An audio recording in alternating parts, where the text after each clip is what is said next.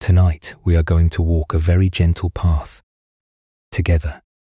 It is a path that many have walked before us, through ancient forests of wisdom, along quiet rivers of understanding, and the destination is not some faraway place. It is actually the place you have never truly left. Before we begin, feel free to share what time it is and where you're listening from. We will sit with some beautiful old stories. We will listen to the wisdom of those who walked this earth long before us. We will explore a simple but profound truth, one that the great spiritual traditions have whispered for thousands of years, that beneath every worry, beneath every doubt, beneath every harsh word you have ever spoken to yourself, there is something whole, something untouched, something that has been quietly shining like the sun behind the clouds for your entire life. So let your body settle. Let your breathing be easy. Let the weight of the day slide gently off your shoulders. You do not need to hold anything right now. You do not need to be anywhere else. Take a slow, deep breath and let's begin our journey together. There is a saying in the Zen tradition: you are already what you are looking for. It is one of the simplest teachings in all of Buddhism, and also one of the hardest to believe. Because if you are anything like most of us, you have spent a good part of your life quietly, feeling that something about you is not quite right. Not broken exactly, but not whole either, not enough. The Buddha himself spoke of this. He said that human beings carry a kind of restlessness, a subtle ache that follows us through our days. We feel it when the house is still and there is nothing left to distract us. We feel it late at night, lying in the dark, when the mind begins to whisper its familiar worries. We feel it as a tightness in the chest, a low hum of doubt that we are somehow falling behind, falling short or failing. At this whole beautiful confusing business of being alive, if you have ever felt that, even for a moment, you are not alone. You are in the company of nearly every human being who has ever lived, and you are also in the company of every great teacher who has ever sat beneath a tree and asked, what is this feeling and where does it come from? What the Buddha discovered and what the Zen masters have been gently reminding us of for centuries is that this ache is not evidence that something is wrong with us. It is a sign that we have forgotten something, something important, something that was true about us before we learned to worry, before we learned to compare, before anyone ever told us we needed to be different than we are. What we have forgotten is our own goodness. Now, that word goodness can feel complicated. It can feel like something we have to earn, or something that belongs to people who are better than us, kinder than us, more patient. But tonight, let us set all of that aside. Let us look at this word with fresh eyes and see what it actually means. The word good is very ancient. It reaches all the way back to a root that also gave us the words gather and together. Goodness in its oldest and most original sense does not mean being perfect. It does not mean never making mistakes. It means belonging. It means being part of the whole. When you feel connected to the people around you, to the earth beneath you, to the quiet rhythm of your own breathing, that feeling of being woven into life itself, that is goodness. You have felt it before, in a moment of laughter with someone you love, in the stillness of an early morning, in the unexpected kindness of a stranger, that warmth, that openness, that sense of being exactly where you belong. That is not something you created. It is something you remembered. The Buddha once said, you yourself, as much as anybody in the entire universe, deserve your love and affection. This is not a sentimental idea. It is a deep recognition that the love we seek outside of ourselves has been inside us all along, patient as a candle in a window waiting for us to come home. But the question is, if this goodness is our true nature, why does it so often feel hidden? Why do so many of us walk through our days carrying a secret weight of self-doubt? Let us explore a story. There was once an old monk who lived in a small mountain monastery, the kind of place where moss grew soft and green between the stones, and the only sounds were birdsong and the distant murmur of a stream. He had spent many years in silence and practice, and students would come from distant villages to sit with him and learn. He was not famous, did not write books, or give grand speeches. He simply lived quietly, and something about his presence made people feel at ease. One afternoon in late autumn, a young traveller arrived at the monastery gates. She was tired from a long journey, and her face carried the kind of weariness that comes not from walking, but from thinking too much. Her shoes were dusty. Her pack was heavy, but it was the weight behind her eyes that told the real story. The old monk welcomed her without questions and offered her tea. He prepared it slowly, warming the cups first with hot water, measuring the leaves with care.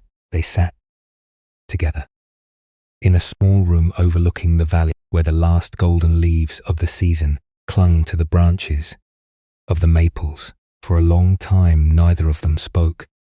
The sound of wind moving through pine trees filled the silence, and the steam from their cups rose and disappeared like small prayers. Finally, the young woman said, "I have come because I do not know how to stop feeling that something is wrong with me.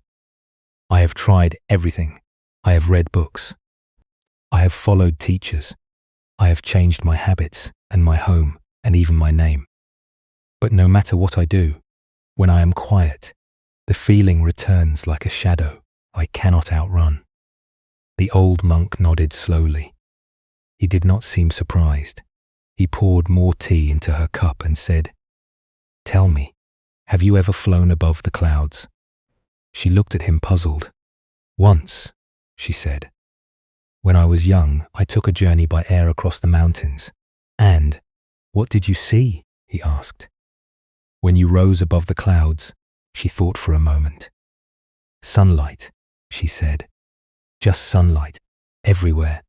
The sky was perfectly clear and warm and bright, and below me, the clouds looked so small, like a thin blanket laid over the earth." The old monk smiled gently. "You see," he said, "the sun was always there. Even when you were standing on the ground, looking up at grey skies and rain, the sun had not moved. It had not dimmed. It had not abandoned you. It was simply hidden by the clouds." He set down his cup and looked at her with great kindness. "What you call something wrong with me is the clouds. The worry is clouds. The self-doubt is clouds. The feeling that you must be different to be worthy. That too is clouds. They are real. Yes, you can feel them. They cast shadows. Sometimes they bring storms, but they are not the sky, and they are not the sun." The young woman sat with this for a while. The wind continued to move through the pines. Finally, she said, "But the clouds keep coming back." "Yes," said the monk. "They do. That is what clouds do. And that is what makes the sun so remarkable. It never stops shining. No matter how many clouds pass in front of it. Your goodness is like that sun. It does not go away. When you feel afraid or ashamed or lost, it is always shining. You have simply forgotten to look up. This is the teaching at the heart of what we are exploring. Tonight, there is nothing wrong with you. There never was. What happened is that life, as it does for all of us, laid clouds across your sky. Perhaps they came early in the form of words, spoken by someone who did not understand the weight of what they were saying. Perhaps they came later through experiences that made you feel small, or mistakes that convinced you that you were broken. But the clouds are not who you are. They are weather, and weather always passes. In the Zen tradition, there is a beautiful phrase from the beginning. All beings are Buddha. This does not mean we are perfect. It means that the deepest part of us, the awareness that is reading these words right now, the tenderness that aches when we see someone suffering, the quiet joy that rises when we watch the light change at the end of the day. This is our original nature. It was here before the clouds arrived, and it will be here long after they have drifted away. But how did the clouds form in the first place? This is worth understanding. Not to blame anyone, but simply to see clearly, and seeing clearly is the beginning of freedom. When we are very young, we come into this world with two deep needs. The first is to be seen, truly seen, understood for who we actually are, not for who others hope we will become, not for the version of us that causes the least trouble, but for the full, true, sometimes messy reality of who we are. The second need is to be loved, not for what we do, but for what we are. Not because we performed well, or stayed quiet, or made someone proud, but simply because we exist. These two needs are like the roots of a great tree. When they are nourished, when a child feels both understood and cherished, something remarkable happens. The child grows, tall and open and unafraid. They move through the world with a natural ease, a quiet confidence that does not need to prove itself, because it already knows it belongs. But for most of us, these needs were met imperfectly, not because our parents or caregivers were bad people. Almost always, they were doing the very best they could with what they had been given. But they too were carrying their own clouds. They too had learned to doubt themselves. They too had grown up in a world that told them they needed to be more, do more, try harder. And so, without meaning to, they passed along small messages, sometimes through words spoken in frustration, sometimes through silence, when a child needed to hear, "You are wonderful, just as you are," sometimes just through the busy distraction of lives that were already overwhelmed. A child does not know how to say that is your cloud, not mine. A child takes it in, a child believes it.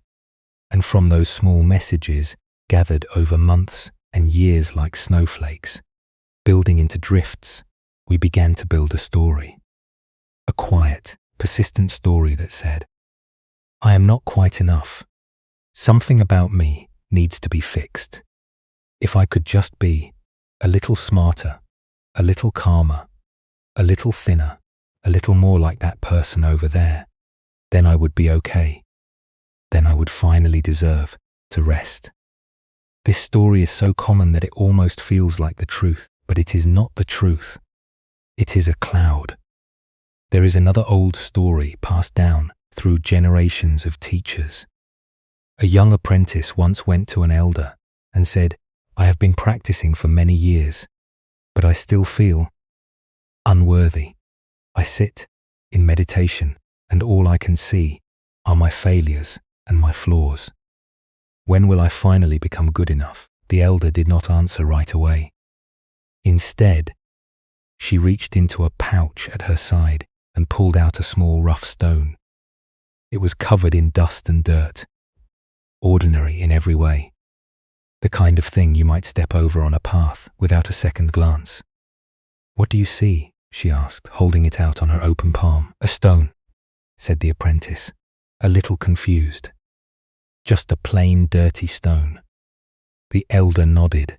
Then, with great patience, she began to wipe the stone with a soft cloth, She did not rush. She moved the cloth over the surface, slowly, tenderly, the way you might wash the face of a sleeping child. Layer by layer, the dust fell away, and underneath the stone began to change. It caught the light. It gleamed. It was not a plain stone at all. It was a jewel, deep and luminous, with facets that scattered small rainbows across the elder's hand. The apprentice stared. It was there, the whole time, she whispered. Yes, said the elder. This jewel was never missing. It did not need to be created or earned or imported from some far-off land. It only needed to be uncovered. The dust did not change what it was, and your doubts and your fears. My dear, do not change what you are. The apprentice held the jewel for a long time, turning it in her fingers. But I have so much dust, she said quietly. The elder laughed, a warm, gentle sound like water over smooth stones. We all do, she said. That is why we have each other. That is why we practice. Not to become something new, but to remember what was always here. As the great teacher Thich Nhat Hanh once said, because you are alive, everything is possible. Everything. Not because you need to become something new, but because what you already are is more than enough. Now let us pause here for a moment and let this land gently. Think about the way you spoke to yourself today. Perhaps you forgot something and called yourself foolish. Perhaps you looked at someone else's life and felt you were falling behind. Perhaps you simply felt a nameless heaviness and assumed it meant something was wrong. What if in that moment you could hear the old monk's voice saying gently, that is the clouds. That is only the clouds. The sun has not moved. This is not about pretending that pain does not exist. It is not about forcing a smile when your heart is heavy. The clouds are real. They cast real shadows. But the practice, the gentle practice we are walking through tonight is simply learning to remember that you are the sky, not the weather. You are the sun, not the clouds. In the Buddhist tradition, this remembering has a name. It is called coming home, and coming home does not require a journey to some distant place. It does not require years of study, or a perfect life, or the approval of anyone else. It requires only this, a willingness to pause, to look beneath the surface of your worry, and to recognize what has been there all along. The Dhammapada, one of the most ancient collections of the Buddha's words, opens with this teaching. We are what we think. With our thoughts, we make the world. If we walk through our days thinking we are broken, we build a world that confirms it. Every mirror reflects the flaw. Every silence becomes evidence. Every small stumble becomes proof. But if we can begin, even just a little, to think, perhaps there is something good here, something whole, something that does not need fixing, then a different world begins to open. It is the same world, the same life, the same face in the mirror, but it is seen through different eyes. And here is the beautiful thing. You do not have to believe it fully right now. You do not have to feel it in every cell of your body. You do not need to have some dramatic moment of transformation where trumpets sound and everything changes. You only need to be open to the possibility. Just a small crack, a tiny willingness to consider that maybe, just maybe, the story you have been telling yourself is not the whole truth. That is enough. That small crack of openness is how the light gets in. And once even a little light enters, it has a way of finding every corner of the room. Let us return to our story of the young woman at the monastery. After sitting with the old monk for several days, she asked him one more question before she left. "How do I remember?" she said. "How do I remember the sun? When the clouds are thick and I cannot see anything but grey." The monk thought for a moment, watching a bird settle on a branch outside the window. Then he said, "You do not have to push the clouds away. That is too much effort, and it does not work. The harder you push, the more solid they seem. Instead, simply notice them.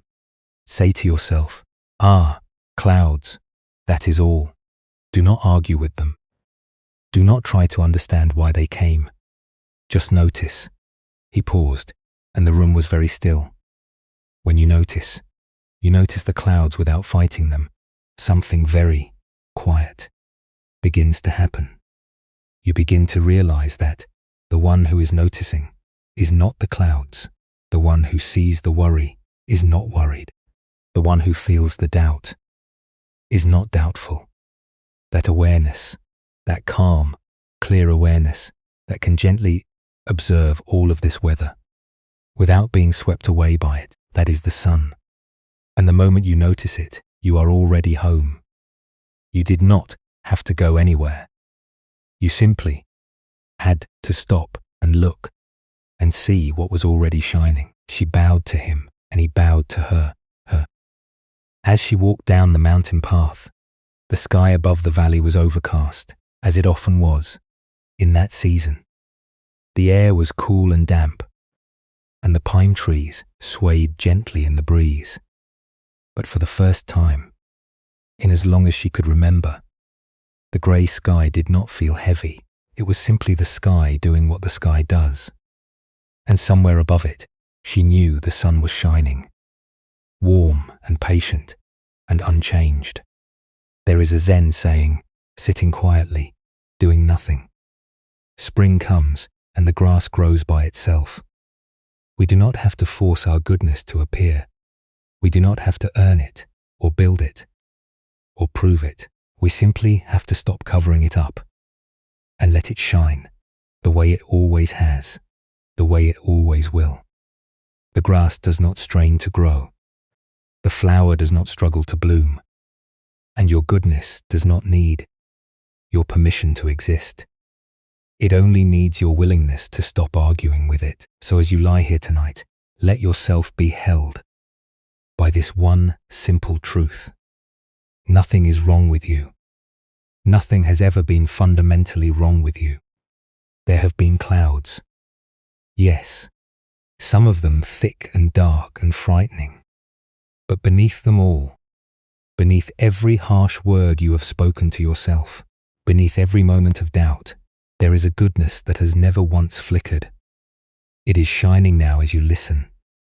It is shining now as you breathe. Let us pause here. Notice how you are feeling in this moment.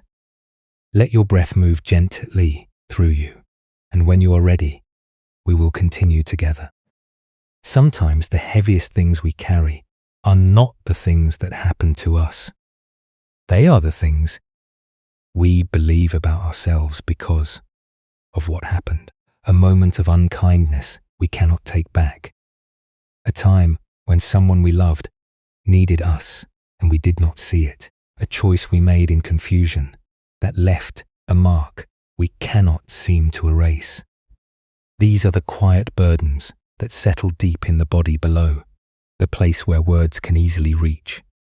And when we carry something like that, when the weight of our own regret feels like a stone on the chest, it can seem impossible to trust ourselves. Goodness feels like a word meant for other people, not for us, not after what we did, not after what we failed to do. There is a Buddhist teaching that says, holding on to anger is like grasping a hot coal. You are the one who gets burned, but what is less often spoken about is that holding on to self-blame works the same way. We grip it tightly thinking that if we punish ourselves enough, we will somehow make things right. But all that happens is that our hands keep burning and our hearts stay closed.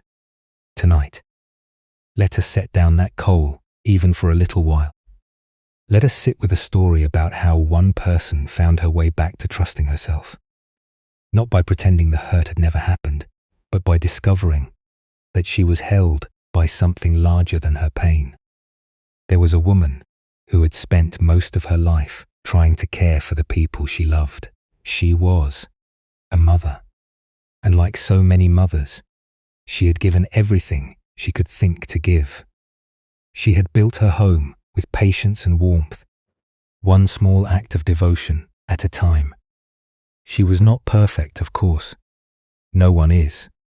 But she had tried in her own quiet way to be a safe harbor for her family.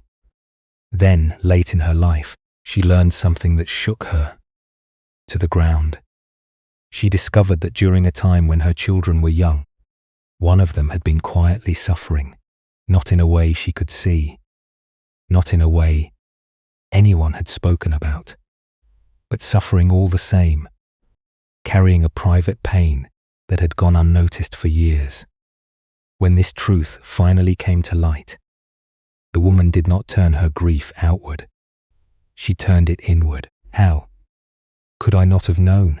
How could I have been so blind? What kind of mother does not see when her own child is hurting? These questions circled through her mind like a wind that would not stop. And each time they passed, they wore her down a little more. She could not sleep. She could not rest. She moved through her days as if something essential had been taken from her. And in a way it had. What had been taken was her belief that she was a good person.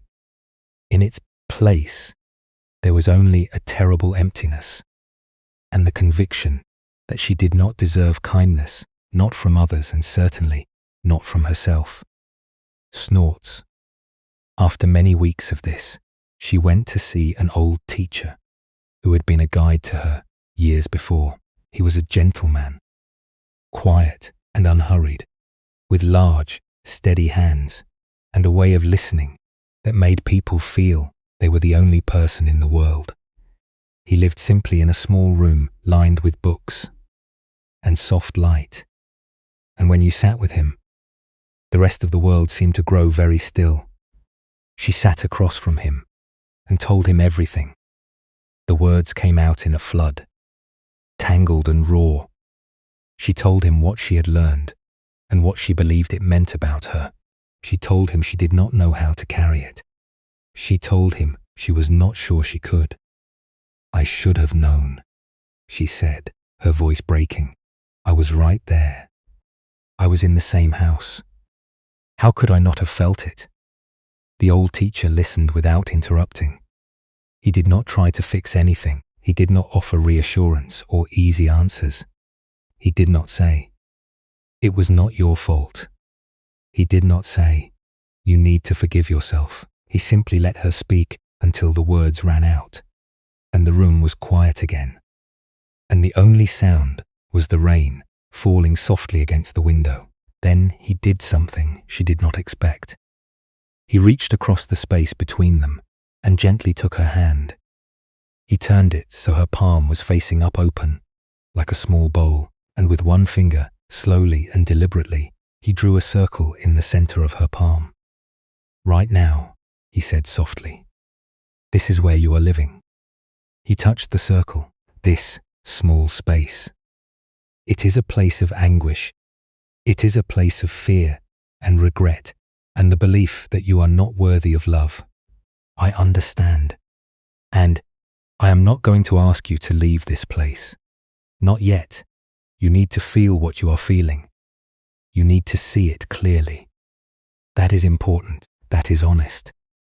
She looked down at the invisible circle in her hand and her eyes filled with tears.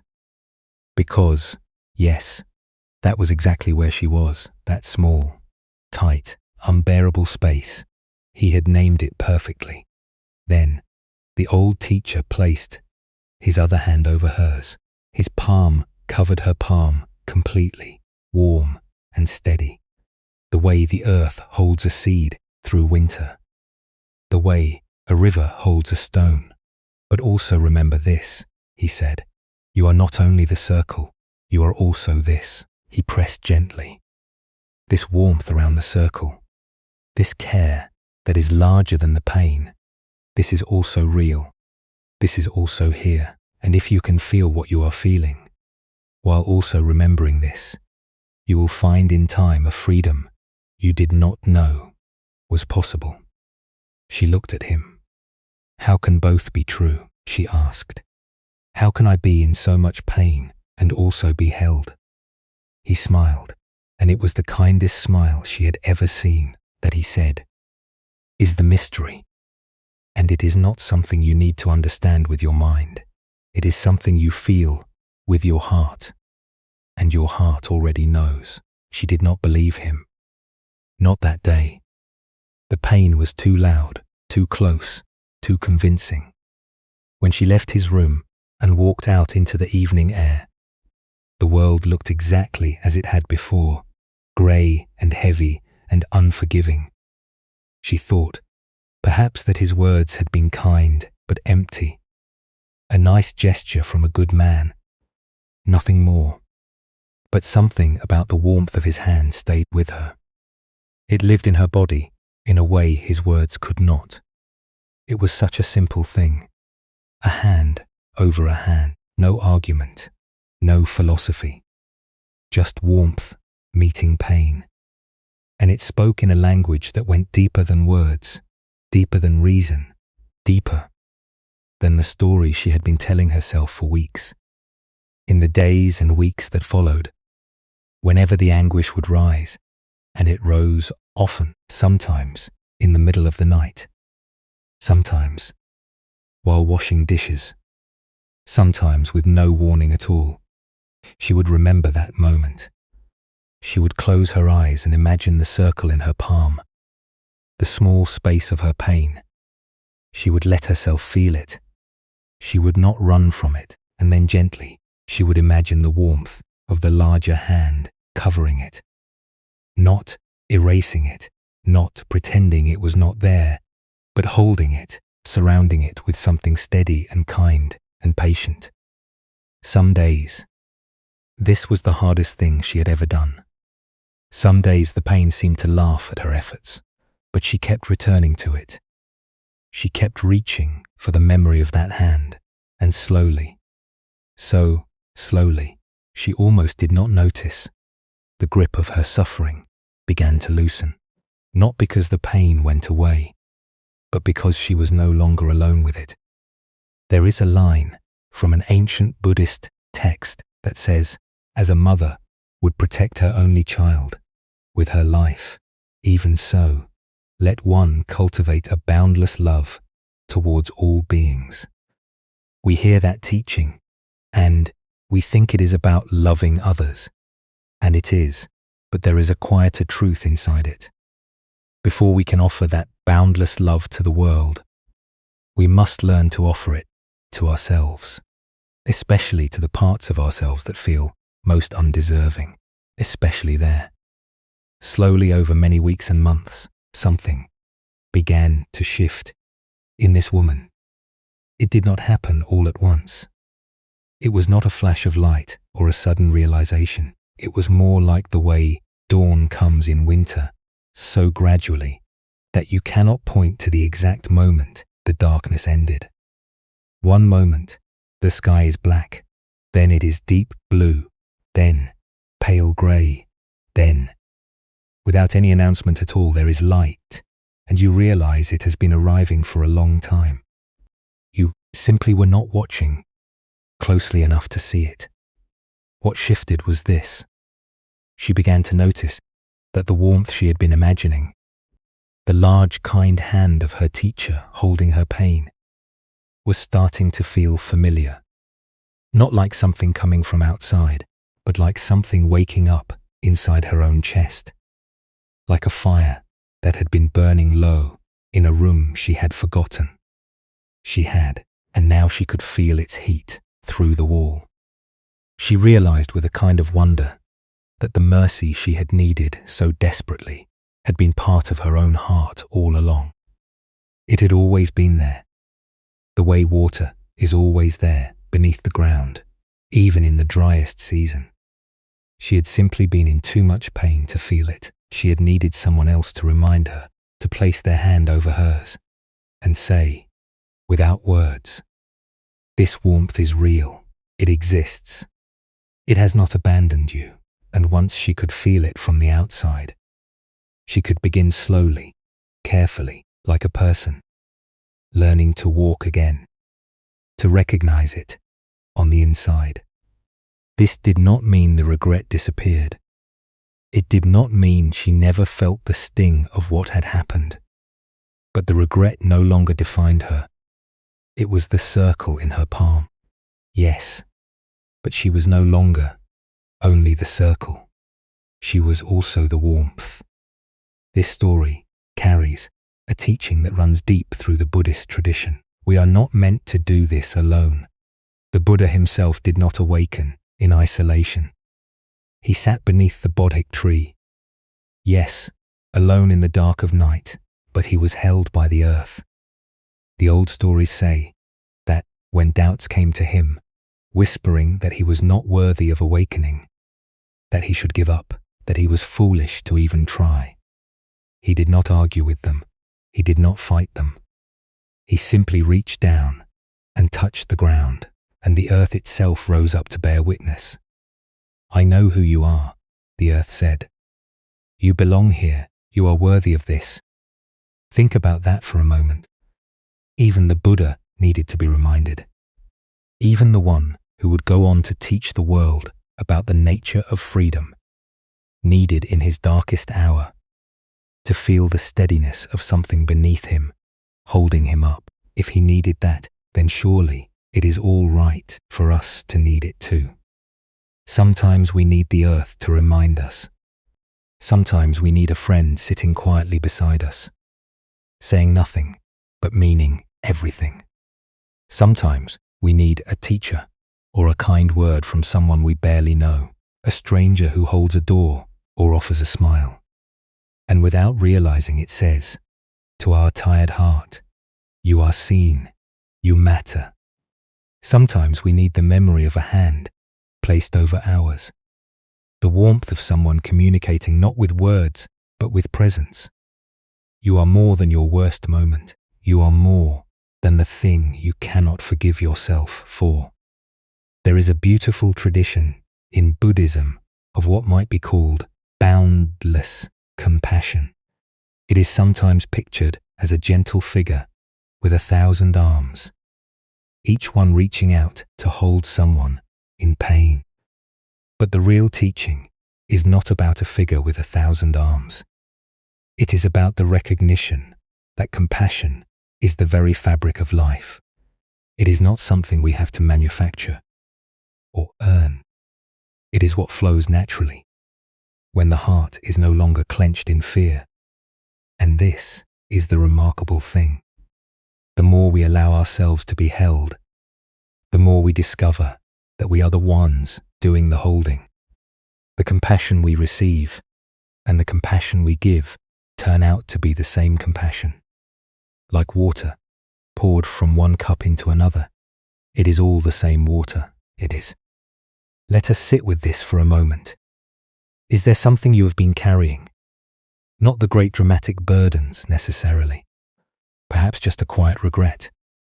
A time you said something you wish you could take back. A moment when you were not the person you wanted to be. A small failure of patience or kindness that still echoes sometimes in the quiet hours before sleep. Most of us have something like that. A drawer in the heart that we keep closed.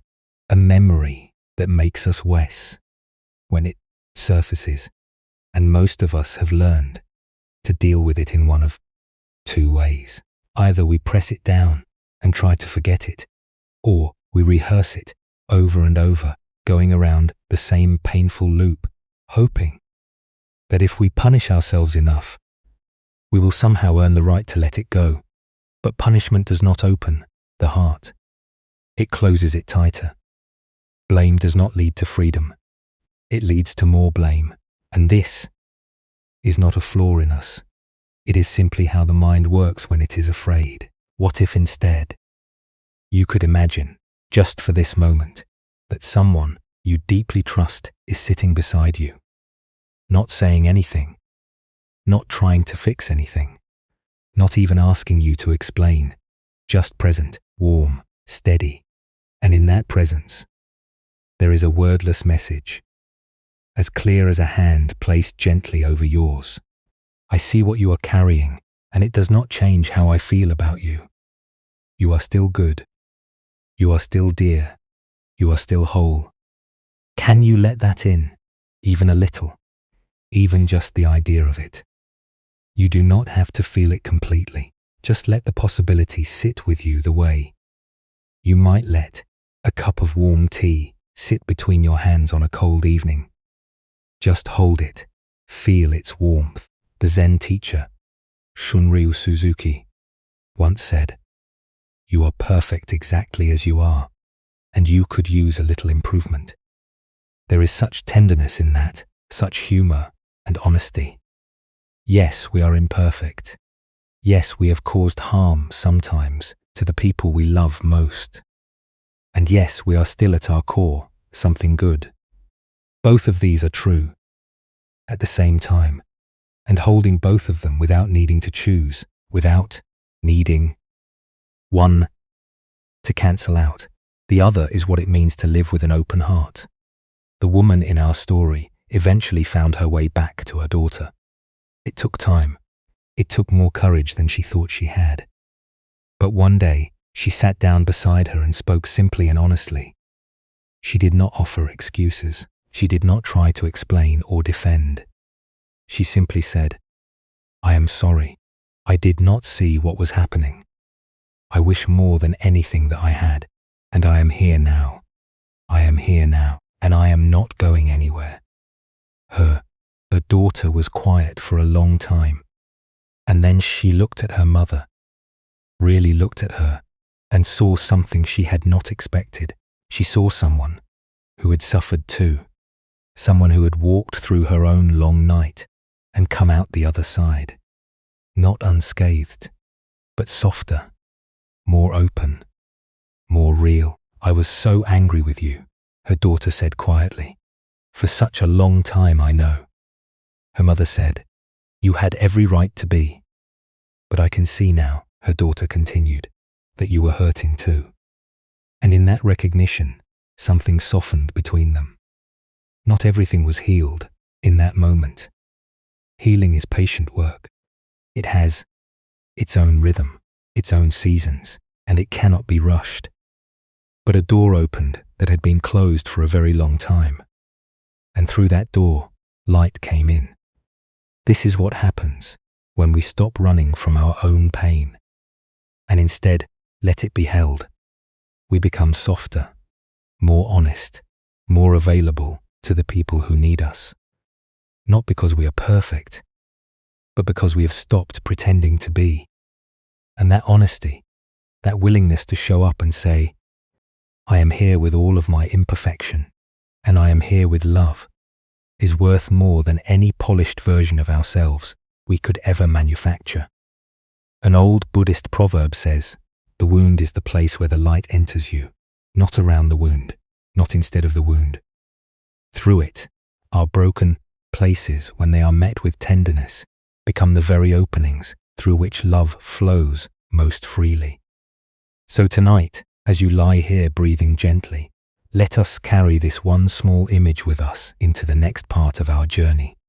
A circle in the center of a palm, small, tender, real, and a larger hand, warm and steady, placed gently over it, not pushing the pain away, not pretending it is not there, just holding it, the way the sky holds the clouds, the way the earth holds the rain, the way life in its quiet mercy has always held you. Let us pause here. Feel the weight of your body supported. Notice your breathing easy and natural, and when you are ready, we will continue together. There is a quiet kind of courage that the world does not often talk about. It is not the courage of grand gestures or bold declarations. It is the courage it takes to say to another person, I am sorry. I caused you harm, and I have carried it with me every day since. Forgiveness is one of the oldest teachings in the Buddhist tradition, and also one of the most misunderstood. We sometimes think of forgiveness as something we do for the other person, as if we are letting them off the hook. But the Buddha taught something different. He taught that forgiveness is what happens when we finally set down the weight we have been carrying. Not because the weight does not matter, but because our arms are tired and our hearts were never meant to hold that much for that long. Tonight, let us sit with a story about a man who carried such a weight for more than 20 years and about the journey he eventually made, not to forget what had happened, but to let it become something new. A long time ago, in a period of great conflict between two lands, a young man was sent far from his home to serve as a soldier. He was barely more than a boy, really. He had grown up in a small town where he knew his neighbors by name, and where the worst trouble he had ever seen was a summer storm that knocked down the fence around his mother's garden. Snorts. But the place they sent him was nothing like home. It was dense and green and unfamiliar, and the air was heavy with heat, and the sound of insects he could not name. He was frightened most of the time, though he would not have said so. He did what he was told. He followed orders. He tried to stay alive. One day, on a narrow path through the forest, he came face to face with a man. From the other side, they were alone. The forest was still. The other man was older, perhaps by 10 or 15 years, and he was carrying a small pack. For a long moment, the two of them simply looked at each other. The older man did not raise his weapon. He just stood there, watching the young soldier, with an expression that was hard to read. It might have been sadness. It might have been recognition. It might have been something like mercy. The young soldier did not have that same stillness. His training took over the way a current takes over a leaf on a river, and in an instant, without thinking, without choosing, he acted. And the older man fell. Afterward, the young soldier knelt beside the man and found in his pack a small photograph. It showed the man standing with a young girl, his daughter. She was perhaps 5 or 6 years old, smiling up at the camera with a gap between her front teeth. On the back of the photograph, someone had written a few words in a language the soldier could not read. He put the photograph in his wallet. He did not know why. Perhaps it was guilt. Perhaps it was a way of saying, "I will not forget you." But perhaps it was the only thing he could do. In a moment when everything human had been stripped away, and he carried that photograph with him for the next 22 years. 22 years is a long time. Long enough to come home from that far-off land. Long enough to build a life, to marry, to have 2 daughters of his own. Long enough to learn how to laugh again, and how to sit at a dinner table, and how to sleep through most nights without waking in a cold sweat.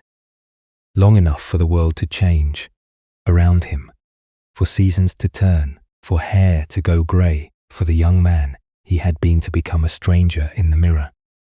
But it was not long enough to forget.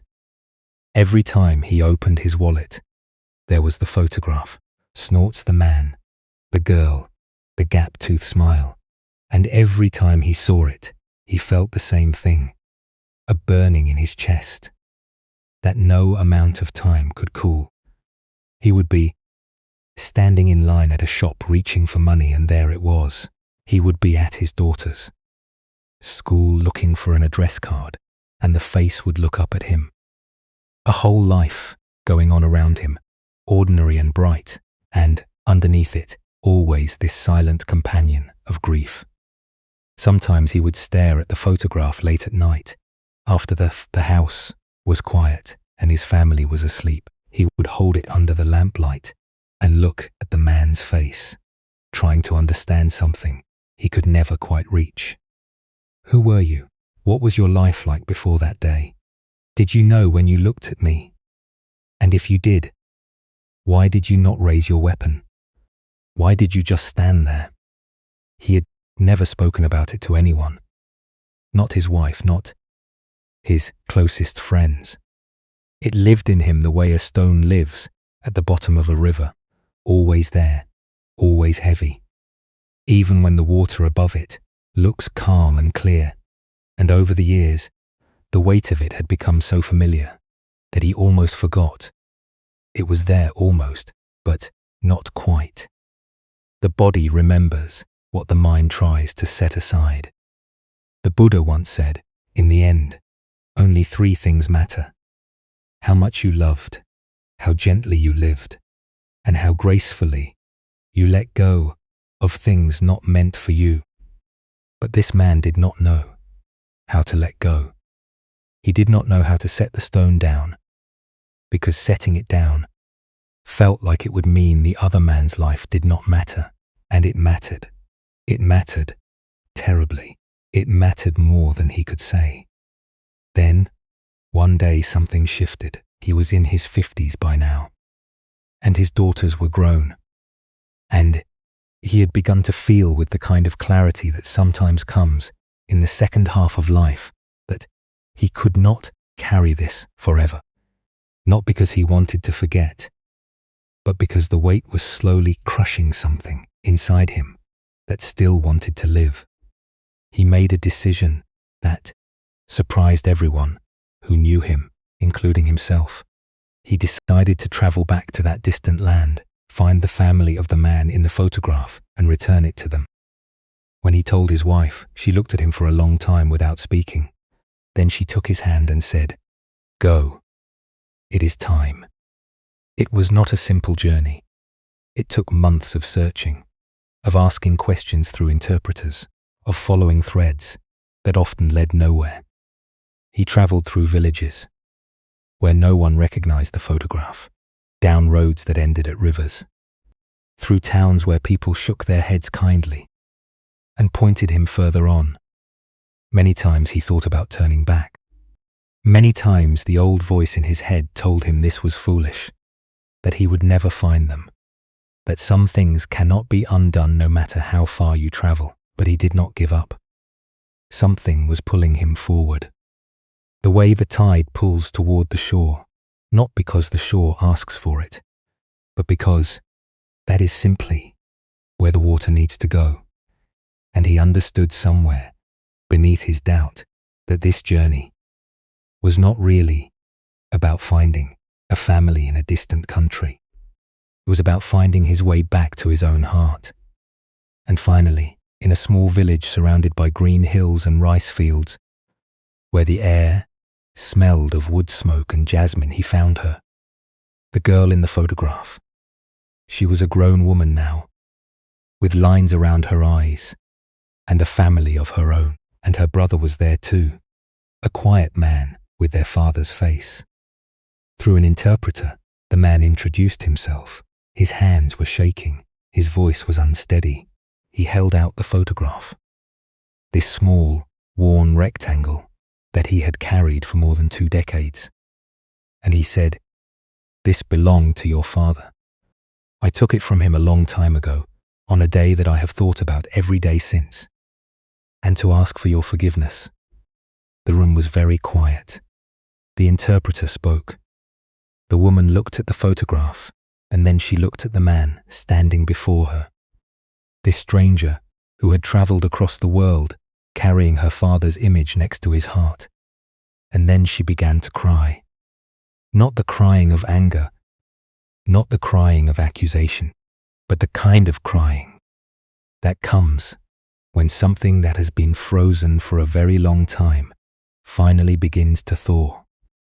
She stepped forward and put her arms around him, and the two of them stood there holding each other, This woman and this stranger, connected by a single photograph and 22 years of silent grief. The interpreter wiped his own eyes. The brother stood quietly watching, and the years, and the distance, and the sorrow between them seemed, for that moment, to dissolve like mist in morning sun. There was no language for what passed between them. In that embrace, it was older than language. It was the kind of understanding that lives in the body, in the arms, in the way two people can hold each other and say, without a single word, I know, I know. When they finally stepped apart, her brother spoke quietly through the interpreter. He said that in their tradition, they believe that when someone carries the memory of another person with such devotion across so many years and so many miles, something of that person's spirit lives on in the one who remembers. He looked at the man with an expression that held no anger, only a kind of gentle amazement, and he said, for us, today is the day our Father has come home. Let us settle for a moment. Today is the day our Father has come home. Not through anger, not through revenge, not through punishment, through the simple, unbearable, beautiful act of one person saying to another, I am sorry, I have carried this and I am here. There is something in this story that touches the very deepest part of what it means to be human. We all cause harm. Not always in such dramatic ways, of course, but in the small daily ways that accumulate over a lifetime. The sharp word, the turn back, the moment we chose our own comfort over someone else's need, and we carry these things.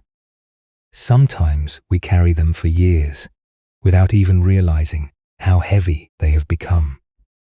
The Buddhist tradition speaks of this as a kind of knot in the heart. Not a punishment, but a contraction. When we cause harm and do not tend to it, the heart tightens around it, the way a tree grows around a fence wire. Year after year, the bark closes in, and the wire becomes buried, invisible from the outside, but still pressing inward. The wire does not kill the tree. The tree keeps growing, keeps putting out leaves in spring, keeps offering shade in summer, but something inside is restricted. The sap cannot flow as freely. The trunk cannot expand as fully. There is a hidden cost to carrying something that has never been tended to. Forgiveness is not about removing the wire. You cannot go back and undo what has been done. It is not about pretending the wire was never there. That would be dishonest, and dishonesty has never freed anyone. Forgiveness is about the tree finally growing, large enough to hold it, to surround it with so much life and so much living wood that the wire, while still present, no longer restricts the heart grows large enough to hold the sorrow without being strangled by it. And this is not something that happens through willpower or force. It happens through tenderness. It happens through the slow, patient work of bringing kindness to the very places we are most afraid to look. There is a practice in this Buddhist tradition, very ancient and very simple, that consists of just 3 phrases offered silently to oneself. For all the ways I have caused harm, knowingly or unknowingly, I offer forgiveness to myself for all the ways others have caused me harm, knowingly or unknowingly.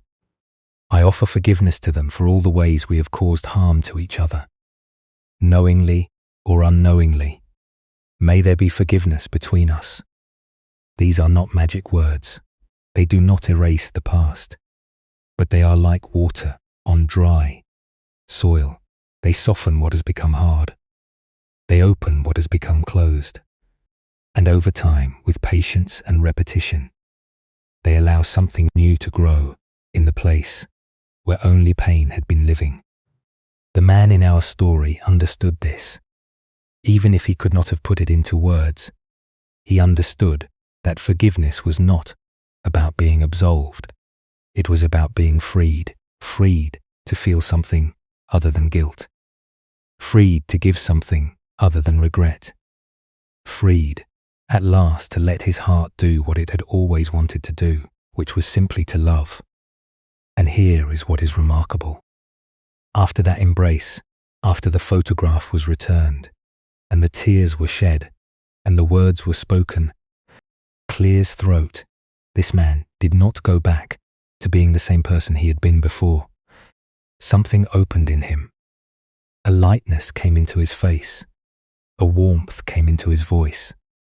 The people who knew him said it was as if he had been carrying a heavy pack for decades and had finally carefully set it down. He did not forget. He would never forget, but the memory was no longer a wound. It had become something else, something quieter and more gentle. It had become a kind of gratitude for the man who had shown him mercy on a forest path, even though he had not been able to return it. Gratitude for the daughter who 22 years later offered what her father could not. Gratitude for the simple, astonishing fact that the human heart, broken as it sometimes is, can grow large enough to hold anything. There is a Zen saying, "The lotus grows in muddy water, not beside the mud, not in spite of the mud. In it, the most beautiful flower in the garden, the one that artists have painted for thousands of years, the one that sits at the center of so many sacred images, grows in the darkest, thickest, least promising soil there is. It sends its roots down into the murk. It draws its nourishment from the very thing most people would turn away from. And when it finally breaks the surface of the water and opens its petals to the sun, it is spotless. It carries no stain. It is as if the mud never touched it, even though the mud is the very reason it exists." Perhaps that is true for us as well. Perhaps the places in our lives where we feel the most shame, the most regret, the most sorrow are not dead ends. Perhaps they are not evidence that we are broken beyond repair. Perhaps they are the very soil from which our deepest compassion can bloom. Not because suffering is good, it is not. Suffering is simply suffering. But because when we bring tenderness to our suffering instead of judgment, when we meet our pain with the same kindness we would offer to a dear friend, something extraordinary begins to happen. The heart which had been clenched in self-keep, protection begins to open, and what flows out when it opens is not weakness. It is not sentimentality.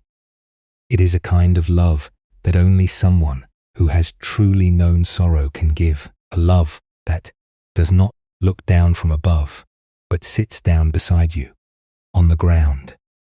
A love that says, "I know what it is to be in pain. I know what it is to feel unworthy, and I am here with you.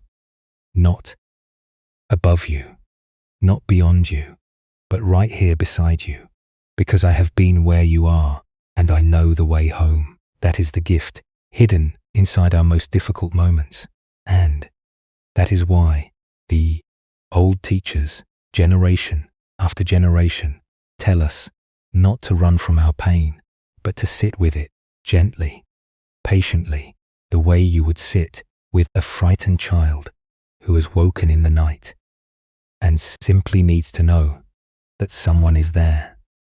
So tonight, if there is something you have been holding, some old regret that still makes your chest tighten when you think of it, perhaps this is a moment to let it breathe, not to solve it, not to fix it, just to let a little air in, a little space, a little of the same tenderness that a grown woman once offered to a stranger who had traveled across the world to say, "I am sorry, you do not have to travel that far. The journey home is much shorter than you think.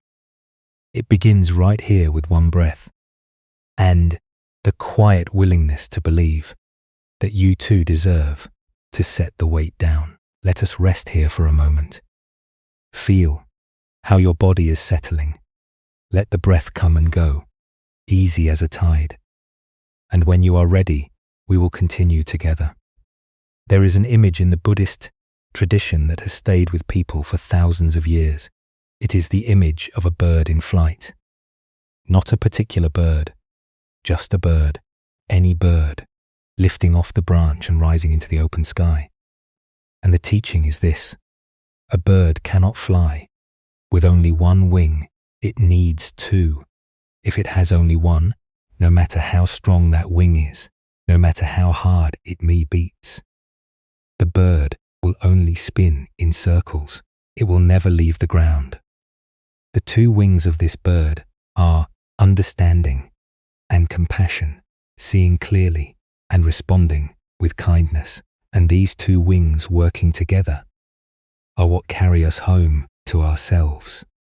Now this might sound like a teaching about what we should do, but really it is a teaching about what we already are. Because if you look closely at your own life, you will find that every moment of real peace you have ever known came when both of these wings were open, when you could see what was happening honestly without looking away, and when you could meet what you saw with warmth instead of judgment. Tonight, let us look at these two wings more closely, not as a technique, but as a way of understanding something beautiful about how we are made. Let us begin with the first wing, understanding, seeing clearly. There is an old story about a traveler walking along a country road. At dusk, it had been a long day. His feet were sore, and his thoughts were heavy, the way thoughts tend to get when the body is tired. The light was fading, and the shadows were stretching themselves across the path like long dark fingers. And as he came around a bend, it was coiled and dark and perfectly still. Every nerve in his body went tight. A snake right there in the middle of the path. His heart hammered. His mouth went dry. He stood frozen, unable to move forward, unable to turn back. His mind raced through all the terrible things that might happen if he took even one more step. And so he stood minute after minute, locked in place by something he had not even touched. Then a farmer came along the same road, carrying a lantern. She was heading home from the fields, humming quietly to herself. She noticed the traveler standing rigid in the path and walked up beside him. "What is the matter?" she asked. "A snake," he whispered, pointing. "Right there. Do you see it?" The farmer lifted her lantern and swung its warm light forward, and the glow fell across the path like a gentle hand. And there, in that light, the traveler saw what was actually there. It was not a snake at all. It was a piece of old rope left behind by someone who had been tying bundles of hay. Just a rope, frayed and dusty and ordinary, lying in the dirt. The way ropes do. The fear did not leave. Slowly, it left all at once, the way a fist unclenches. One moment he was terrified. The next he almost laughed. The rope had not changed. The road had not changed. Nothing in the world had shifted even slightly. The only thing that changed was that he could see clearly. This little story has been told in various forms across many traditions, and it points to something profound about how we live. So much of our suffering comes not from what is actually happening, but from what we believe is happening. We see the rope, and we are certain it is a snake. We feel a flutter of anxiety, and we are certain it means something is wrong with us. We notice a silence in a conversation, and we are certain the other person is disappointed. We look at our lives, and we are certain we are falling behind, that everyone else has figured out some secret we have missed. The Buddha had a beautiful way of putting this. He said, "Nothing is as it appears, nor is it otherwise," which is a gentle way of saying things are rarely what our frightened minds tell us they are, but they are also not nothing. The rope is real. The anxiety is real. The silence is real. We do not need to deny what is there. We simply need a little more light to see it for what it actually is. That is the first wing. Not forcing ourselves to see things differently, just bringing a little more light. Now there is a wonderful story about a Zen teacher and a student that shows what happens when this first wing begins to open. A student came to his teacher one afternoon, looking troubled. He sat down and said, "I have been watching my mind the way you taught me, and I do not like what I see. I am full of jealousy. I compare myself to others. Constantly, I resent people who seem to have more than I do. I thought that by watching my mind, I would become peaceful, but instead, I just see how petty and small I am." The teacher listened quietly. Then she said, "Tell me, if you walked into a dark room and lit a candle, would you be upset with the candle for showing you the dust on the shelves?" The student thought about this. "No," he said slowly. "The dust was already there. The candle just helped me see it." "Exactly," said the teacher. "The candle is not the problem. The dust is not the problem. The problem was the darkness. Now that you can see, you can begin to clean, but gently. You do not need to scrub the shelves with anger. A soft cloth will do." The student sat with this for a moment, turning it over. "But what if there is a lot of dust?" he asked. The teacher smiled.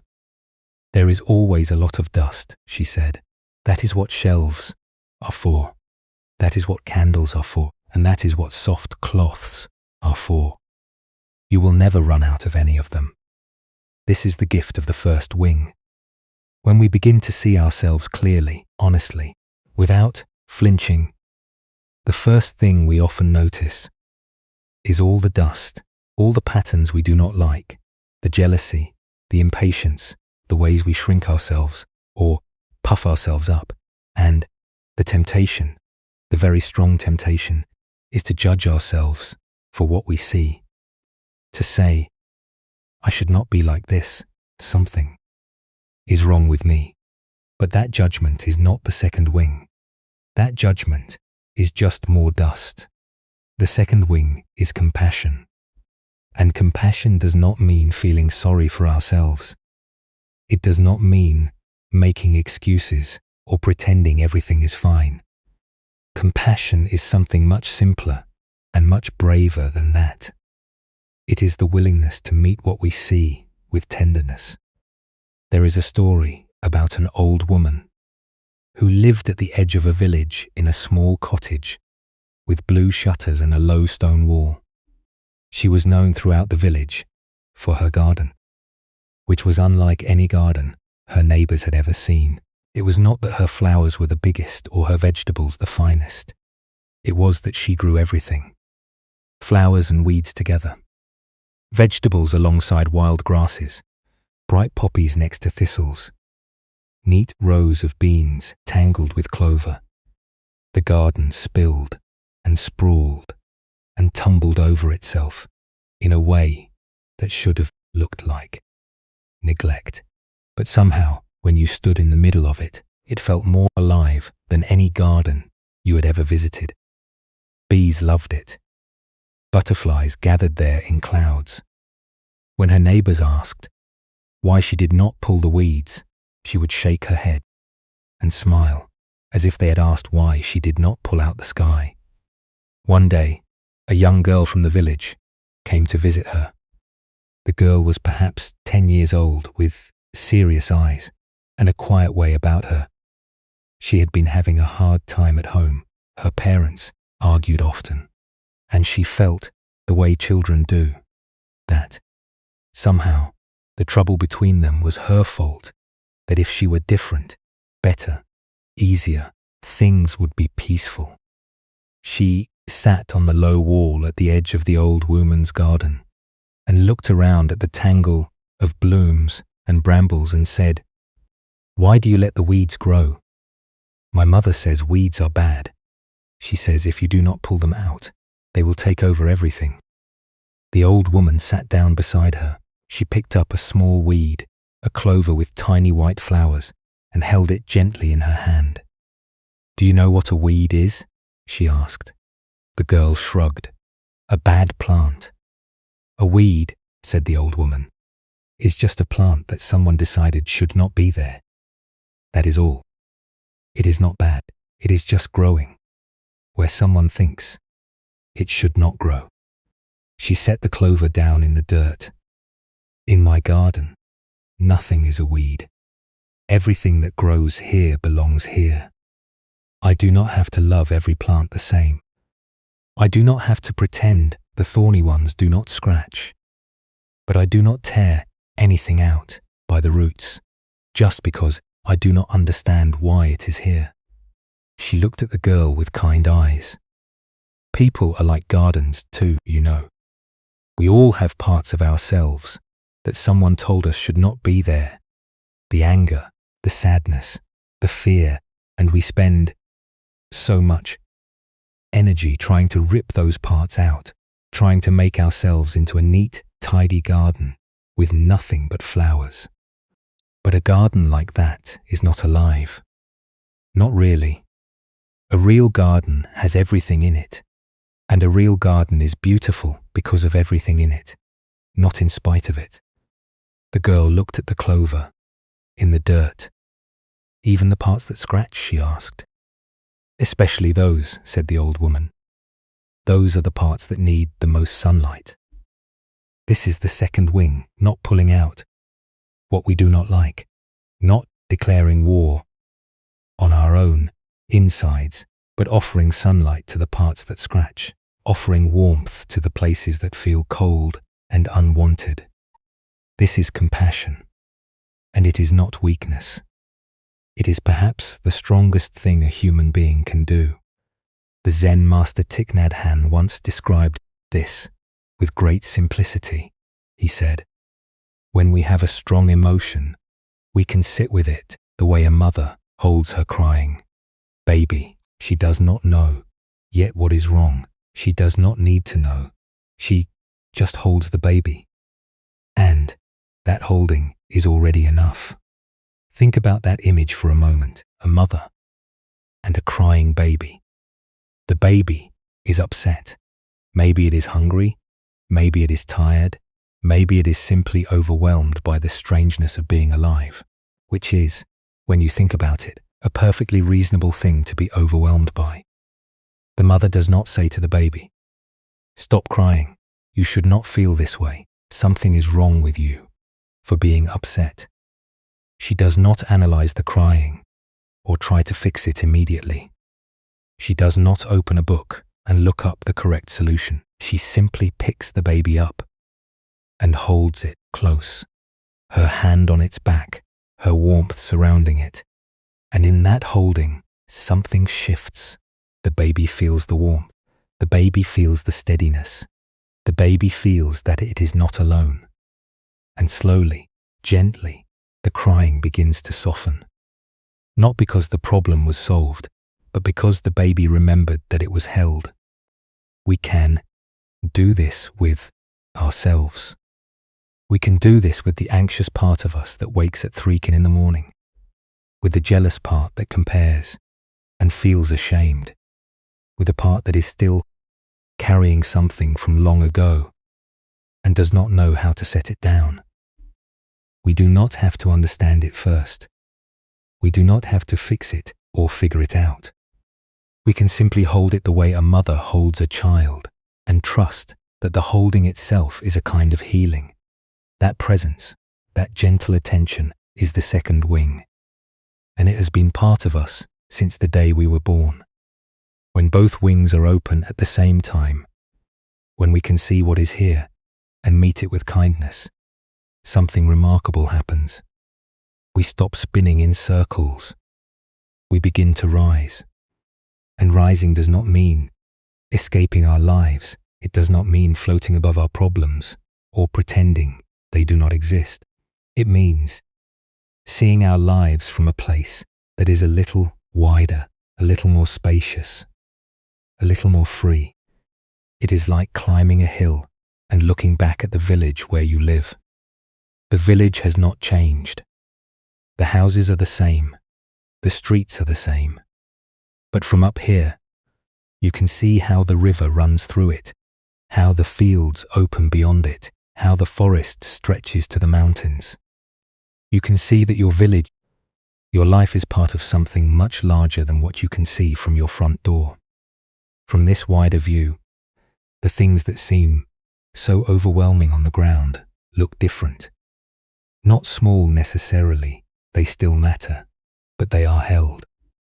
They are part of a larger landscape that includes not only the shadows, but also the rivers and the fields and the late afternoon light on the hills. There is room for all of it, and there is room for you. The Buddha described this as waking up, not waking up from life, but waking up to life, seeing it fully, clearly, with both eyes open and both arms, ready to embrace whatever we find. Not just the pleasant parts, not just the parts that make us feel good about ourselves, all of it. The dust on the shelves, the weeds in the garden, the rope in the road, all of it held in the warm light of a lantern. We did not realize we were carrying all along. There is an ancient Buddhist verse that says, with the determination of seeing the truth, we look deeply into ourselves and into the world, not with fear, not with judgment, with determination and with love. Those are the two wings, and they will carry you further than you know. Let us return for a moment to the image of the bird. Picture it in your mind. Perhaps it is a crane, white and elegant, standing at the edge of a still lake. In the early morning, the mist is rising from the water in soft, slow curls. The air is cool and fresh and carries the smell of wet grass. The world is very quiet, and the crane stands in that quiet, patient and unhurried the way it has stood every morning since the beginning of mornings. And then, without fuss, without announcement, without any effort that you can see, the crane opens both wings. They spread wide, wider than you expected, and for a moment the bird is perfectly still, balanced between the earth and the sky, and then it lifts. It lifts, the way breath lifts when you stop holding it, the way a smile lifts when something true and kind is said. The two wings move together in a rhythm, as old as the wind, and the bird simply rises. Not straining, not struggling, just rising the way it was always meant to. You are that bird. You have always been that bird. Both wings are already part of you. The ability to see clearly has always been there, waiting, like a candle in a quiet room, like a lantern in Clear's throat, a farmer's hand, and the ability to respond with kindness has always been there too, natural as breathing, soft as a cloth, wiping dust from a shelf, warm as a mother's, arms around a crying child. You do not need to build these wings, you only need to open them. Let us rest here for a moment. Feel the gentle rise and fall of your own breathing, steady as wings in flight, and when you are ready, we will continue together. Have you ever noticed how easy it is to be generous with strangers, and how difficult it can be with the people closest to us?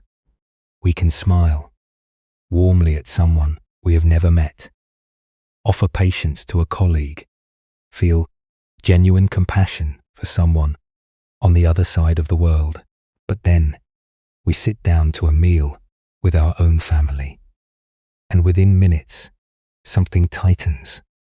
The little irritations begin to hum. The old pattern surface, as familiar and unwelcome as a draft under a door that was never properly sealed. In Zen, there is a saying before enlightenment chop wood, carry water. After enlightenment chop wood, carry water. The deepest truths are not discovered on mountaintops or in silent retreats. They are discovered in kitchens, in traffic, in the middle of an argument about who forgot to call, in the quiet frustration of watching someone you love do the very thing you have asked them 100 times not to do. This is where the real work happens. Not in the extraordinary moments, but in the ordinary ones. And tonight, let us walk through one of those ordinary moments together and see what it has to teach us. Let us explore a story about a woman who went home for the holidays one winter. She had been studying and practicing for many years. She meditated. Each morning, she read the old teachings. She considered herself snorts on the whole, a fairly patient and aware person. She was not perfect, and she knew it. But she felt she had come a long way from the reactive, anxious person she had once been. She had tools now. She had understanding. She had grown, and then she walked through her family's front door. It started small, the way it always does. Her brother had arrived late and immediately disappeared into another room. Two of her relatives were exchanging the kind of sharp, pointed comments that sound polite on the surface, but carry something cold underneath. One of her children had barely said hello before heading out to spend time with friends, leaving her standing in the hallway with her coat still on, feeling oddly invisible. Within an hour, she was irritated with everyone. Within 2 hours, she was silently composing a detailed list of everything that was wrong with each person in the house. He is selfish. She is passive. They are childish. Nobody helps. Nobody notices. Nobody cares. It was like a storm that had blown in from nowhere. One moment she was fine. The next, the world was full of people who were failing her. Now, if you have ever been in this situation, and most of us have, you know, when judgment gets going, it has a momentum to it, like a wheel rolling downhill. Each new observation feeds the last. Every small slight confirms the story, and the story feels absolutely true. Of course, they are being difficult. Of course, this is their fault. Anyone would feel this way. There is an old Buddhist teaching about this. It says that anger is like picking up a burning stick to throw at someone. Before it ever reaches them, it is already scorching your own hand, and judgment works the same way. Every sharp thought we aim outward burns us first, but we are usually so focused on the target that we do not notice our own hand is on fire. This woman noticed, not right away. It took a while, but at some point during the afternoon, as she was washing dishes and mentally cataloguing her family's shortcomings, a small, clear voice inside her said, "You are judging everyone and you are miserable."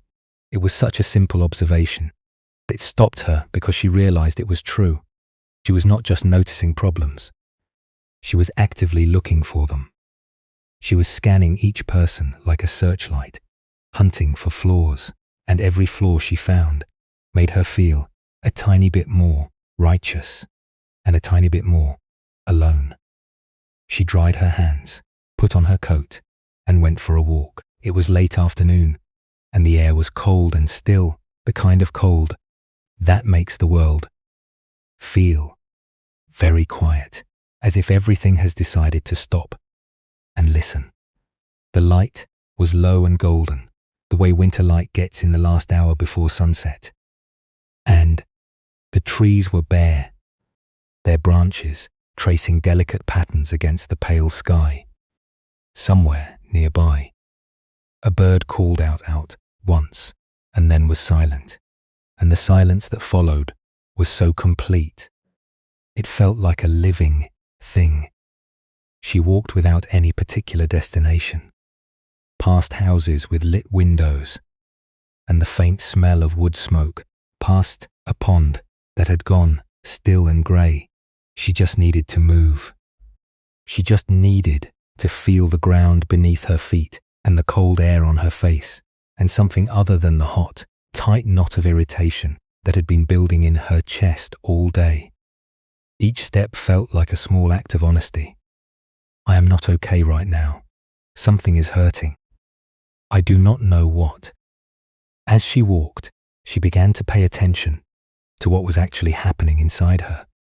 Not the story about her family, not the list of grievances, not the courtroom argument she had been building in her head all afternoon, in which she was the judge and everyone else was on trial, but the raw physical sensation of what she was feeling, the actual texture of it in her body, and what she found surprised her.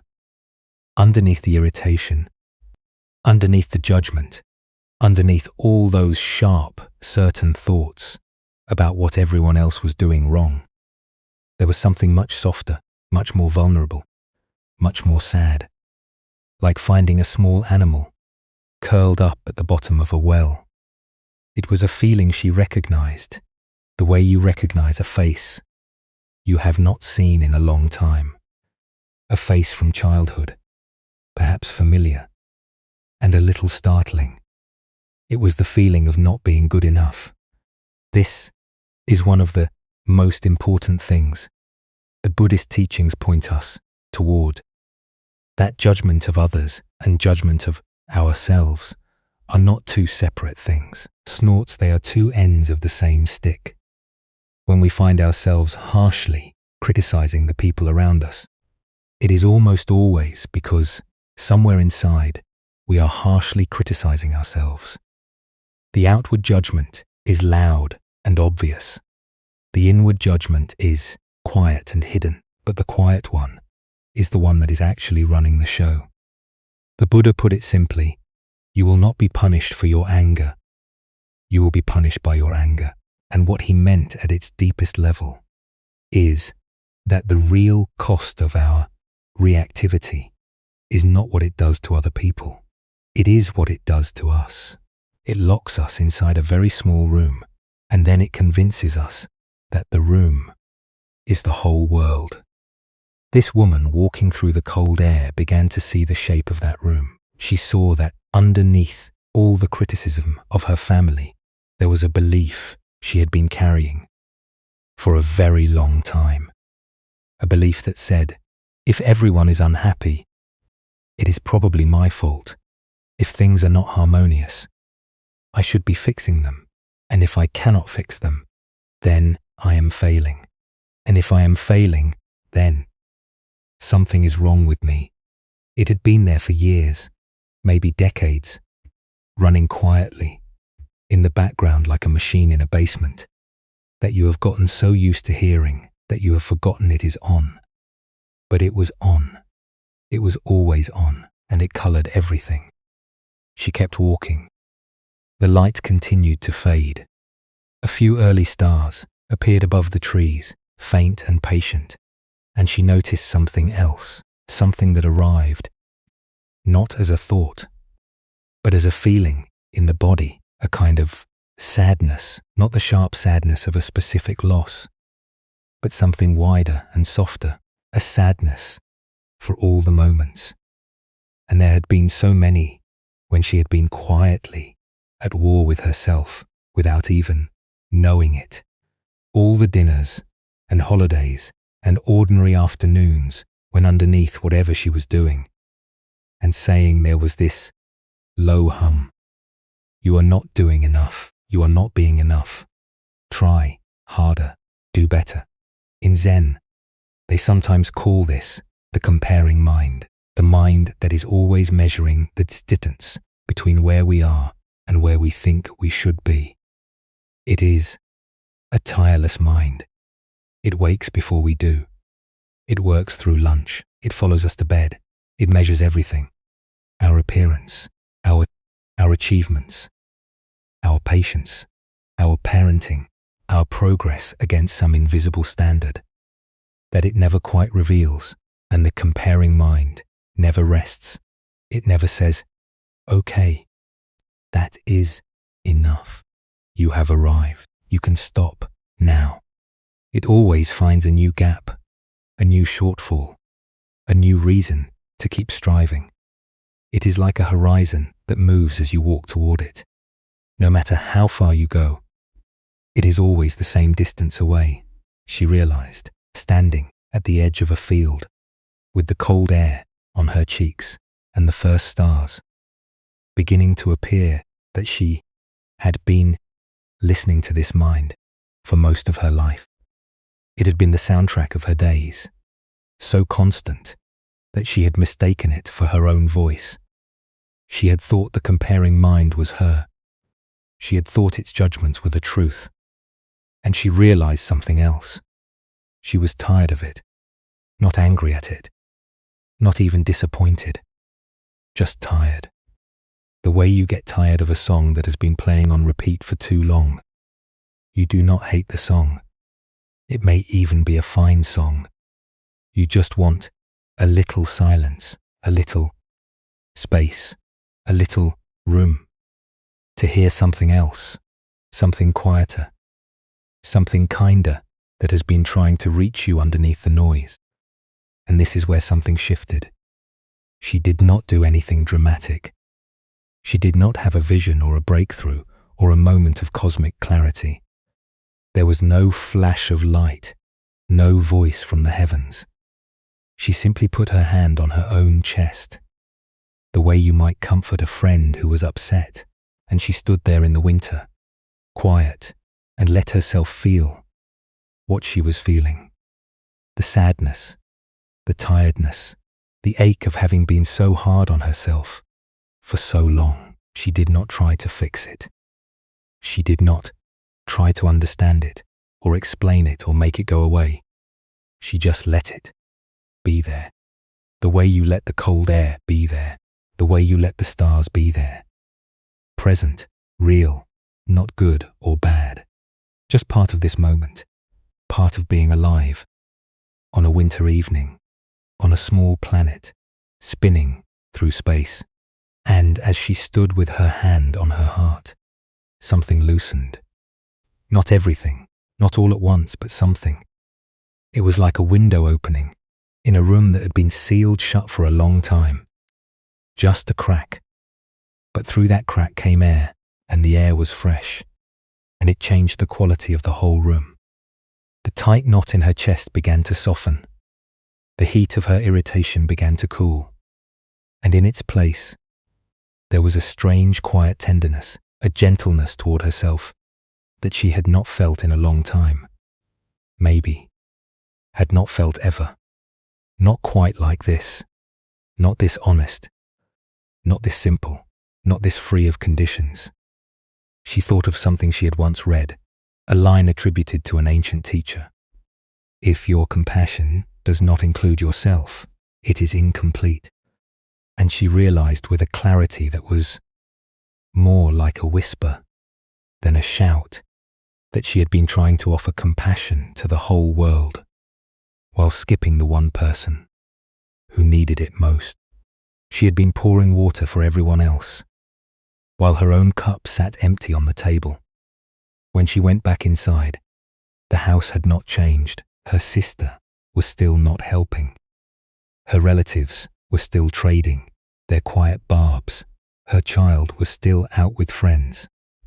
Nothing in the external world had shifted even slightly, but she had shifted. Something in the way she saw. It all had opened, where before she had seen a house full of people who were failing. She now saw a house full of people who were doing their best. Her sister, who did not help with cooking, had always been shy in groups and probably felt overwhelmed. Her brother, who had disappeared, had always needed time alone to recharge. Her relatives, with their sharp comments, were carrying their own old hurts and did not know how to set them down. Her child, out with friends, was simply growing up the way children are supposed to. None of this meant the difficulties were not real. They were real, but they were no longer the whole story. They were clouds, as we spoke of earlier in our journey tonight. Real clouds casting real shadows, but not the sky, never the sky. And, most importantly, the harshest judgment, the one aimed at herself, the one that said it was all her fault, had quieted, not disappeared, but quieted like a voice that has been shouting for so long that when you finally turn and look at it with gentle eyes, it realizes it does not need to shout anymore. It just needed to be heard. This is something we can all recognize.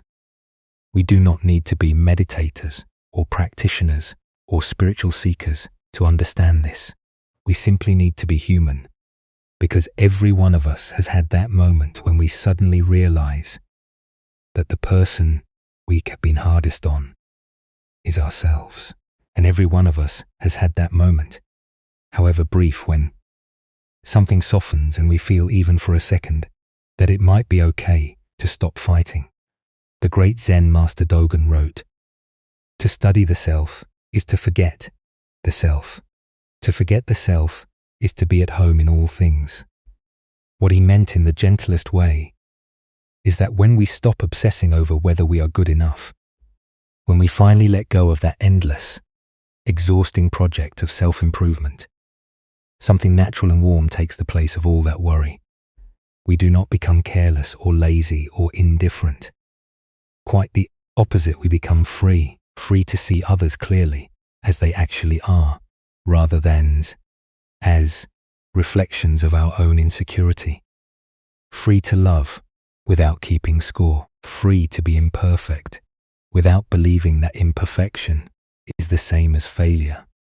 Free to sit at a dinner table with our complicated, messy, beautiful family and think simply, here we are, all of us, doing our best, and that is enough. That winter walk, that ordinary walk in the cold, changed nothing, and changed everything. The woman went back to her family. She hung her coat by the door. She helped with dinner. She laughed at something someone said, and it was a real laugh, not the polite kind. She sat beside her brother and asked him how he was doing. And this time, she actually listened to the answer, not while planning her next sentence, not while judging, but with her whole quiet attention. Not because she had been fixed, not because she had reached some elevated state, but because, for a little while, the comparing mind had gone quiet. And in the quiet, there was room for something else, something warmer, something older, something that had been waiting patiently beneath all that noise for exactly this. So, if you find yourself in the days to come catching the familiar rise of judgment, the tightening in the chest, the certainty that everyone around you is doing it wrong, you might consider this not as a correction, not as a rule, just as a gentle invitation. What if the sharpness you feel toward others is a signal? Not that they need to change, but that something in you is asking to be held. Something small and tender and a little bit afraid. Something that just needs you to put your hand on your chest and say quietly, I see you. It is all right. You are doing fine. That is enough. That is more than enough. Let us rest here for a moment. Feel the stillness around you. Let your body be soft, and when you are ready, we will continue together. If you have ever sat down to meditate, even for just a few minutes, you have noticed something interesting. You close your eyes. You settle your body. You bring your attention to your breathing, and for a moment, maybe two, you are right here, present, quiet, home, and then without any warning at all, you are somewhere else, entirely. You are replaying a conversation from yesterday. You are planning what to have for dinner. You are worrying about something that may never happen. You are remembering an embarrassment from years ago, and your cheeks flush as if it is happening right now. The breath is still moving. The room is still quiet, but you have vanished from it. You have floated away like a leaf on a stream, carried gently but completely into a world made entirely of thought, and then just as suddenly, you come back. Oh right, I was breathing. Here I am, this small, ordinary cycle. The drifting away and the returning is one of the most important things a human being can notice, because it does not only happen on a cushion with our eyes closed. It happens all day long. It happens all lifelong. We forget and we remember. We lose ourselves and we find ourselves again over and over and over, like the tide going out and coming back. Tonight, let us look at this rhythm of forgetting and clears throat, remembering. Not to fix it, not to conquer it, but to understand it as something deeply natural, deeply human, and strangely beautiful. The Buddha spoke about this rhythm at the very beginning of his teaching. When he sat with his first students and shared what he had discovered, he did not begin by saying, "Here is how to be perfect." He began by saying something much more honest. He said, "There is suffering." That was his starting point, not as a grim declaration, but as a relief, an exhale, a naming of what everyone in the room already knew, but had never heard spoken aloud with such simple clarity. There is suffering. We forget who we are. We lose touch with the goodness we have been exploring together tonight. We get tangled up in worry and comparison and the endless effort to make ourselves into something we think we should be. This is not a personal failing. This is the weather of being human. It rains on everyone. What made the Buddha's teaching so remarkable is what came next. He did not say, "And therefore life is hopeless." He said, "There is a way through, not around, not above, through, right through the middle of our forgetting. There is a path back to remembering, and every single time we take that path, no matter how many times we have wandered off it, we arrive home."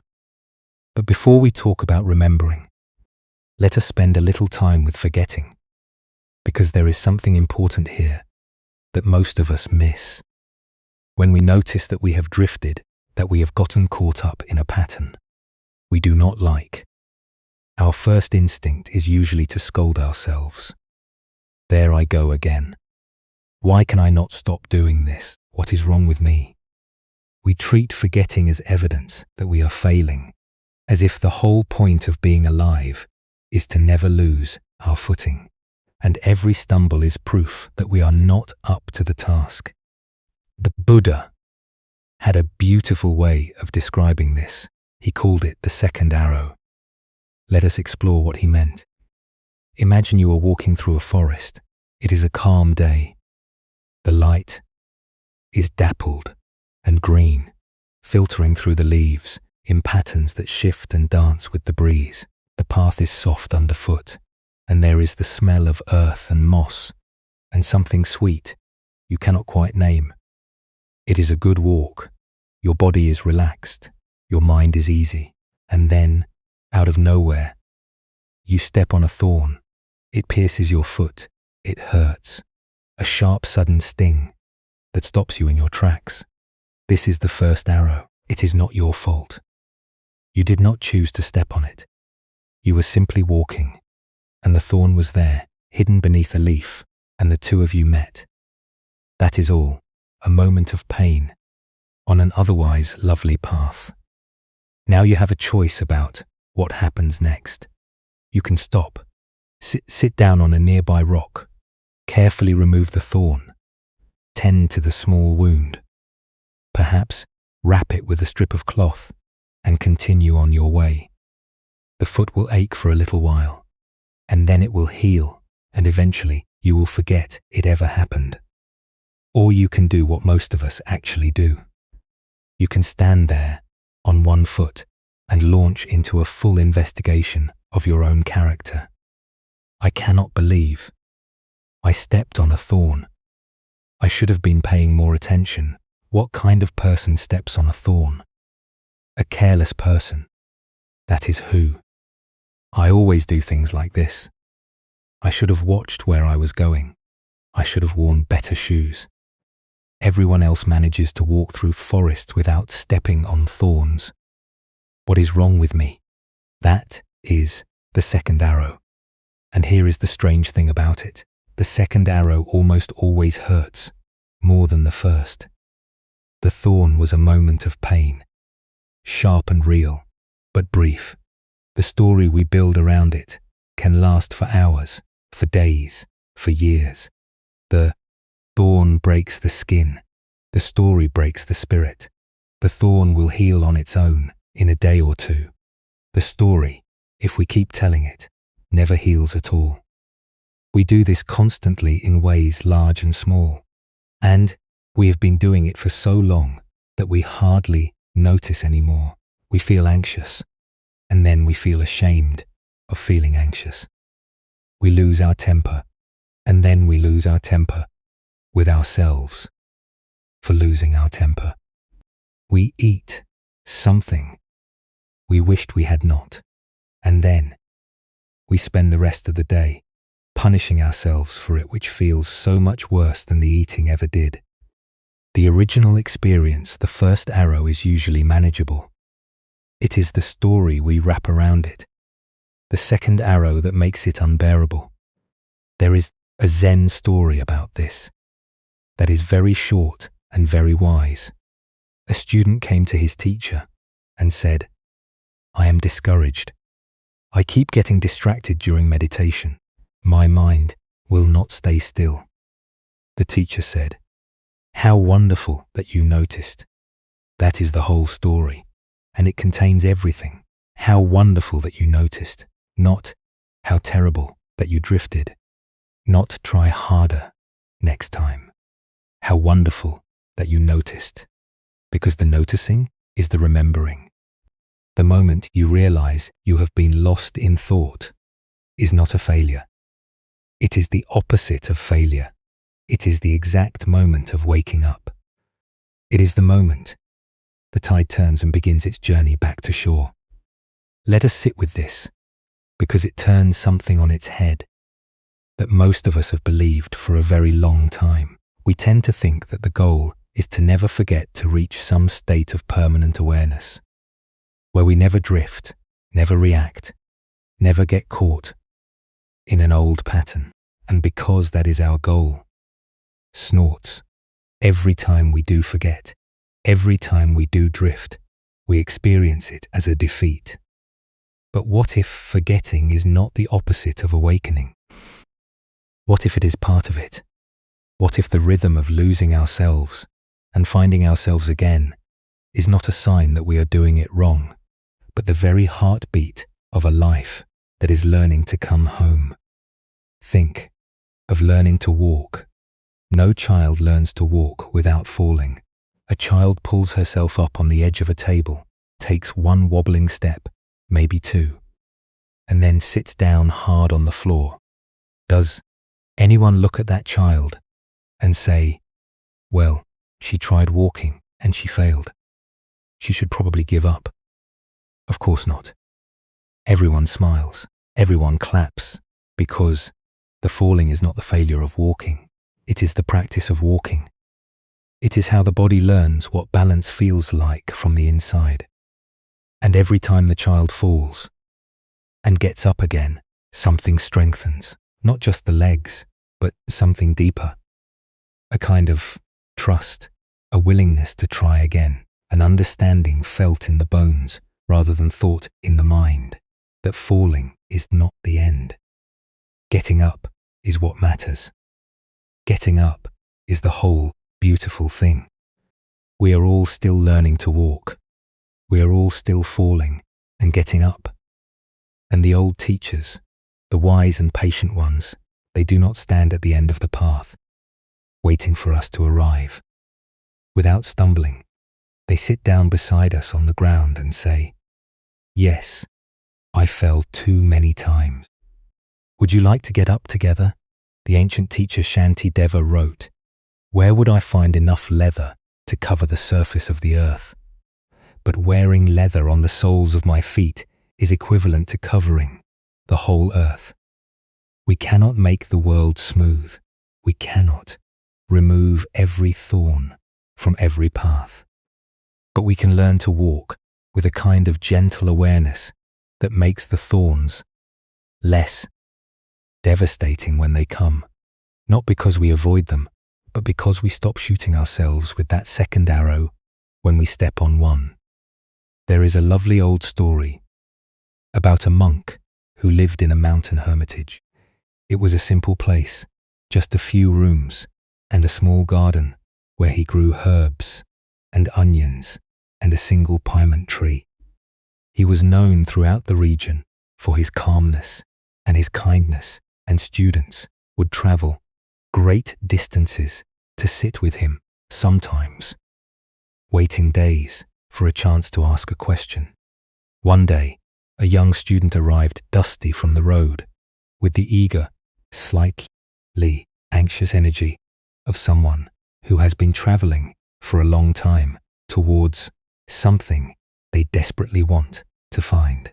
He bowed and sat down across from the monk and said, "Teacher, I have heard that you have attained great peace, that your mind is always still, that you never lose yourself in anger or fear or confusion. Is this true?" The old monk laughed. It was a real laugh, full and warm and entirely unexpected, and it took the student by surprise. He had been expecting solemnity. He had been expecting wisdom delivered in a whisper. He had not been expecting this. "Who told you that?" the monk asked, still chuckling. "Everyone says it," the student replied. "A little uncertain now, they say you are beyond suffering." The monk shook his head, still smiling. He reached for a cup of tea that sat on the table beside him. A simple clay cup, brown and worn, and slightly chipped at the rim. He held it out so the student could see it. "Do you see this cup?" he asked. "Yes," said the student. "I drop this cup at least once a week," the monk said. "Sometimes twice. Sometimes I drop it because I am tired. Sometimes because I am distracted. Sometimes because my hands are cold and clumsy in the morning. And every time I drop it, the tea spills and I have to clean it up and start again." He set the cup down gently on the table. "The difference between me and a person who has not practiced is not that I never drop the cup. It is that I no longer scold myself when I do. I do not stand over the spilled tea saying, 'What kind of monk drops his cup?' I simply pick it up. I refill it. I take a sip. That is all. I pick it up." The student sat with this. It was not what he had expected. He had come looking for perfection, for someone who had transcended the mess of being human. And instead, he had found a man who dropped his cup once a week and was completely at peace with it. "But is that not a very small thing?" he asked. The monk looked at him with great tenderness. "It is the only thing," he said quietly. "Everything else follows from it. This is the teaching, at the heart of what we are exploring tonight. And it connects to everything we have been walking through together. We spoke about the sun behind the clouds, about the hand that holds our pain, about forgiveness and understanding and compassion. And what ties all of it together, the golden thread that runs through every story and every teaching, is this simple rhythm. We forget. We forget and we remember. We forget that we are good. We forget that we belong. We forget that the pain we are feeling is a thorn, not a verdict. We forget and we reach for the second arrow. And we build a story about how we are broken and unworthy and beyond repair. This is what humans do. This is what we have always done. Not because we are weak, but because we are tender. And the world is sometimes sharp. And the mind is trying, in its confused and clumsy way, to protect us from getting hurt again. And then sometimes in the quiet, sometimes in the cold air of a winter walk, sometimes in the warmth of another person's hand, sometimes while watching the light change on a hillside, sometimes for no reason at all. We remember that we are more than the story. We remember that the cup can always be refilled. We remember that the one who notices the forgetting is already awake, already here, already home. And in that moment of remembering, however brief, however fragile, however quickly, the next wave of forgetting comes rolling in. We are home, truly home. Not because we have arrived at some permanent state of bliss, but because we have touched something real, something that cannot be lost, only forgotten, and something that is always, always available to be found again. The great teacher Ajanga once said, "If you let go a little, you will have a little peace. If you let go a lot, you will have a lot of peace. If you let go completely, you will have complete peace." And what we are letting go of most of the time is not our problems. It is the second arrow. It is the story that says, our problems means something is wrong with us. Let go of that story even for a breath, and something opens. Something that was always there, waiting quietly beneath the noise. So let us carry this with us as we continue, not as a rule to follow, not as one more thing to get right, but as a kindness, a gentleness with ourselves that says, of course you forget. Everyone forgets. The Buddha himself said that forgetting is the most natural thing in the world. It is woven into the fabric of being alive. But remembering is also woven into that fabric. And every time you remember, every time you catch yourself mid-drift and say, oh, there I am. You are doing something quiet and powerful. You are choosing to come back. You are choosing to pick up the cup. You are choosing in that small, unremarkable moment to trust that you are worth coming back to. And you are. You always have been. Every moment of remembering proves it. Not because you are perfect, but because you are here, still trying, still turning toward the light, still willing to begin again. There is a line from an old Zen poem. 10,000 flowers in spring, the moon in autumn, a cool breeze in summer, snow in winter. If your mind is not clouded by unnecessary things, this is the best season of your life, every season. Not just the easy ones, not just the ones where everything goes well, every season, even this one, especially this one. Let us pause here. Notice how you are resting. Let your breath be easy, coming, and going like a guest who knows it is always welcome. And when you are ready, we will continue together.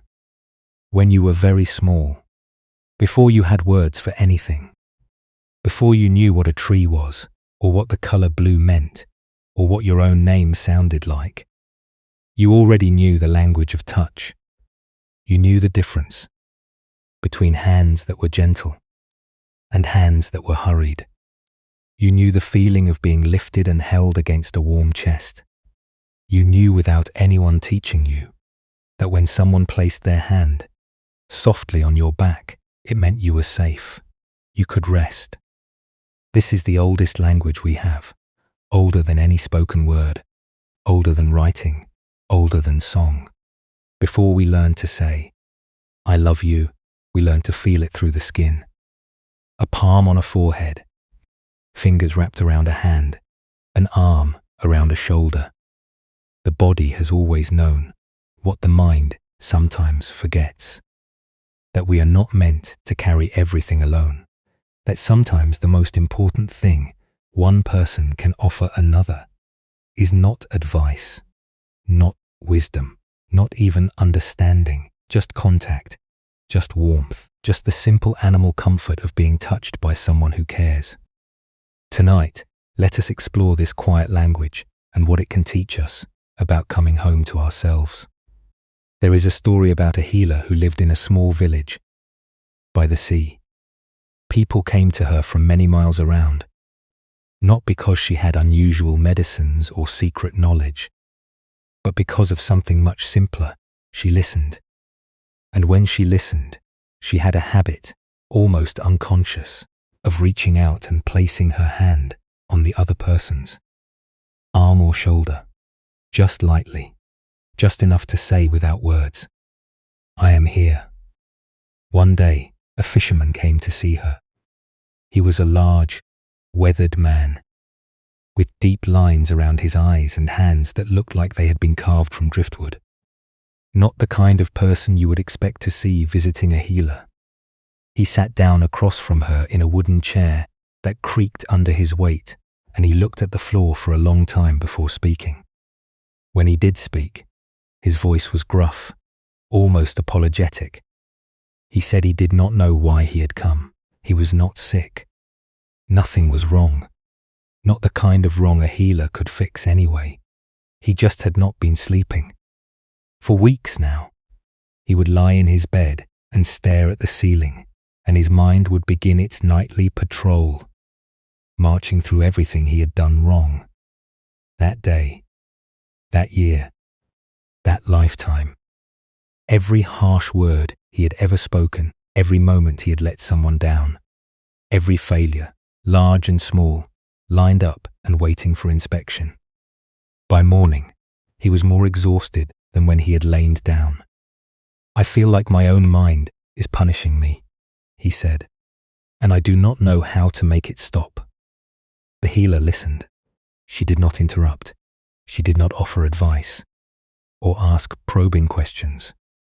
She simply sat with him, the way the sea sits with the shore, steady and unhurried. When he finished talking, she reached across and placed her hand on his forearm, just rested it. There.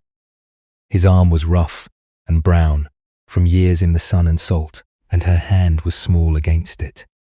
She did not squeeze or pat or rub. She just let her hand be there, warm and still, like a small animal that has settled and decided to stay. They sat like that for a while. The sound of the sea came through the open window, that slow rhythmic breathing of the waves that is perhaps the oldest lullaby the earth has ever sung. The light in the room was warm and golden, and the shadows were soft. After a time, the fisherman's shoulders, which had been drawn up tight around his ears like a wall, began to lower. His breathing, which had been shallow and quick, began to slow. His jaw, which had been clenched like a fist, softened. He did not say anything. He did not need to. Something was happening in a language older than words. When he finally stood to leave, he looked at her with an expression that was half confusion and half wonder. "What did you do?" he asked. She smiled. "Nothing," she said. "I just stayed." There is real wisdom in this story, and it is wisdom that goes beyond any single tradition or teaching. The body responds to caring touch in ways that the mind cannot replicate on its own.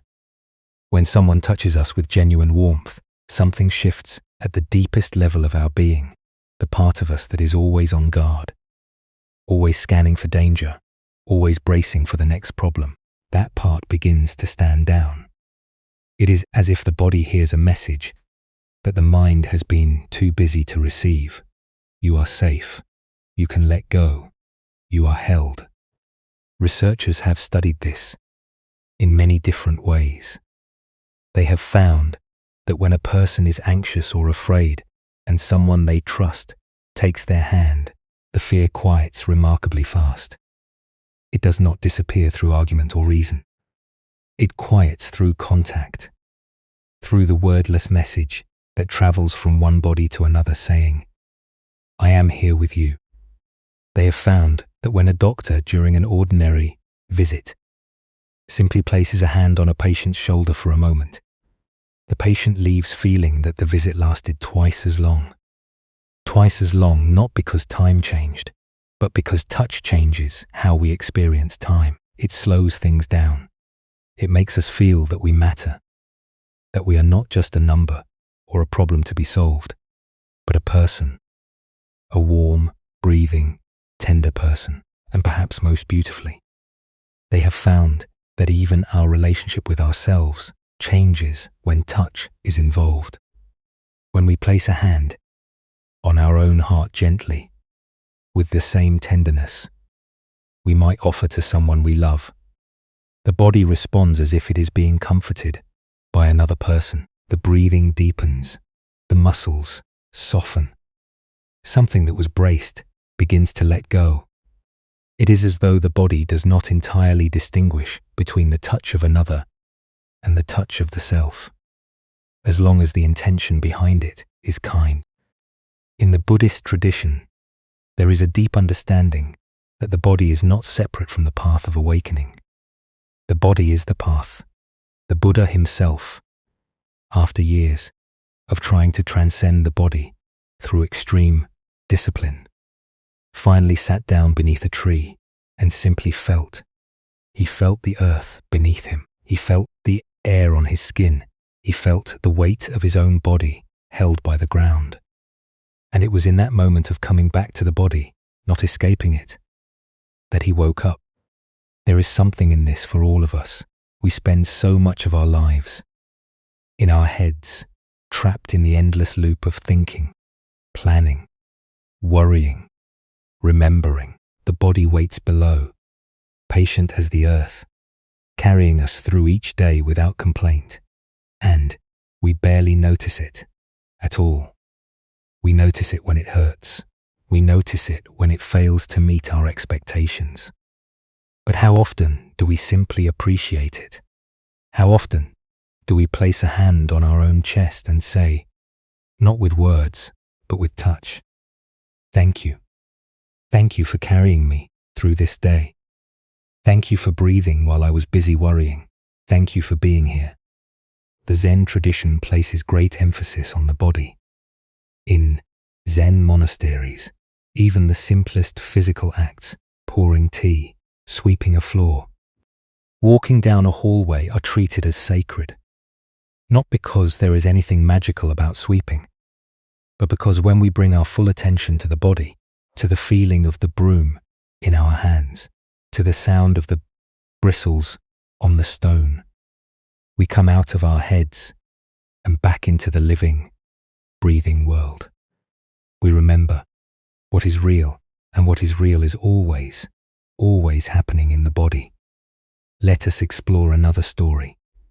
There was once a teacher who worked with people who were going through very difficult times. One of the things she noticed over many years of listening to people's pain was that often the most powerful moment in a conversation was not when she said the right words. It was when she said nothing at all and simply offered her presence. She began to notice something else too.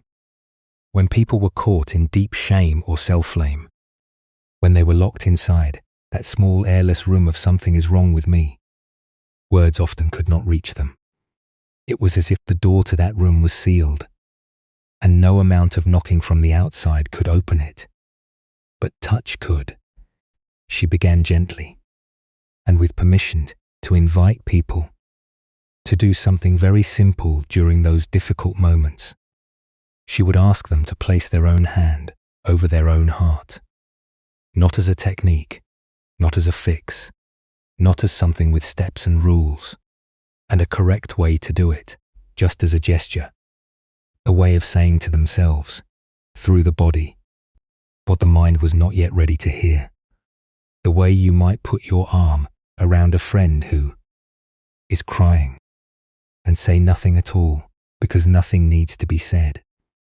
And what she found again and again was that this small gesture could unlock something that hours of conversation could not. There was something about the warmth of one's own hand, something about the weight of it resting there on the chest that spoke directly to the part of us that is hurting. It bypassed all the arguments and defenses and explanations and went straight to the heart of the matter, which is, of course, the heart itself. There was a woman who had been carrying guilt for years and could not find her way through it. She could talk about it endlessly. She could analyze it from every angle. She could understand it intellectually, could explain exactly why she felt the way she felt and where it came from and what it meant. But the guilt lived in her body, not her mind, and it was her body that needed to hear that it was okay. When she placed her hand on her chest and simply sat with herself, not trying to solve anything, not trying to be anywhere else, something melted, not the guilt itself, which was real and needed its own time, but the armor around the guilt, the hard protective shell that had been keeping the pain locked in, like a room with no windows. Her hand on her heart was the first window, and through it air began to flow. There was also a man who had spent his whole life believing he was not good enough. He was successful by any external measure. The kind of person other people looked at and thought he has it all figured out. But inside, there was a coldness, a distance from himself, as if he was standing outside his own life, looking in.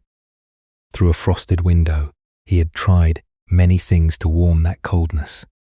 Achievement, recognition, staying busy, every waking moment, so the silence could never catch up with him.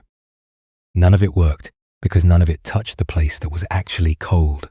But when he learned slowly and with great skepticism to simply place his hand over his heart each morning and to sit with whatever he found there, not pushing it away, not judging it, just being with it, the way the sea is with the shore, something began to thaw, not dramatically, not overnight, but steadily, the way ice melts in spring, not because someone pushed it, because the sun came out. There is a line from a poet that captures this beautifully.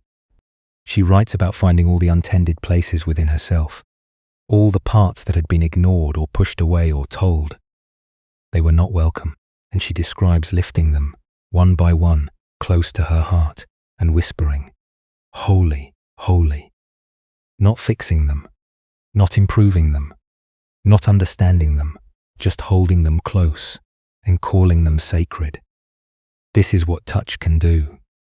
Not the touch of a doctor or a therapist, though that can be powerful too, but the touch you offer to yourself, the hand on the heart, the palm on the cheek, the fingers resting gently on your own arm.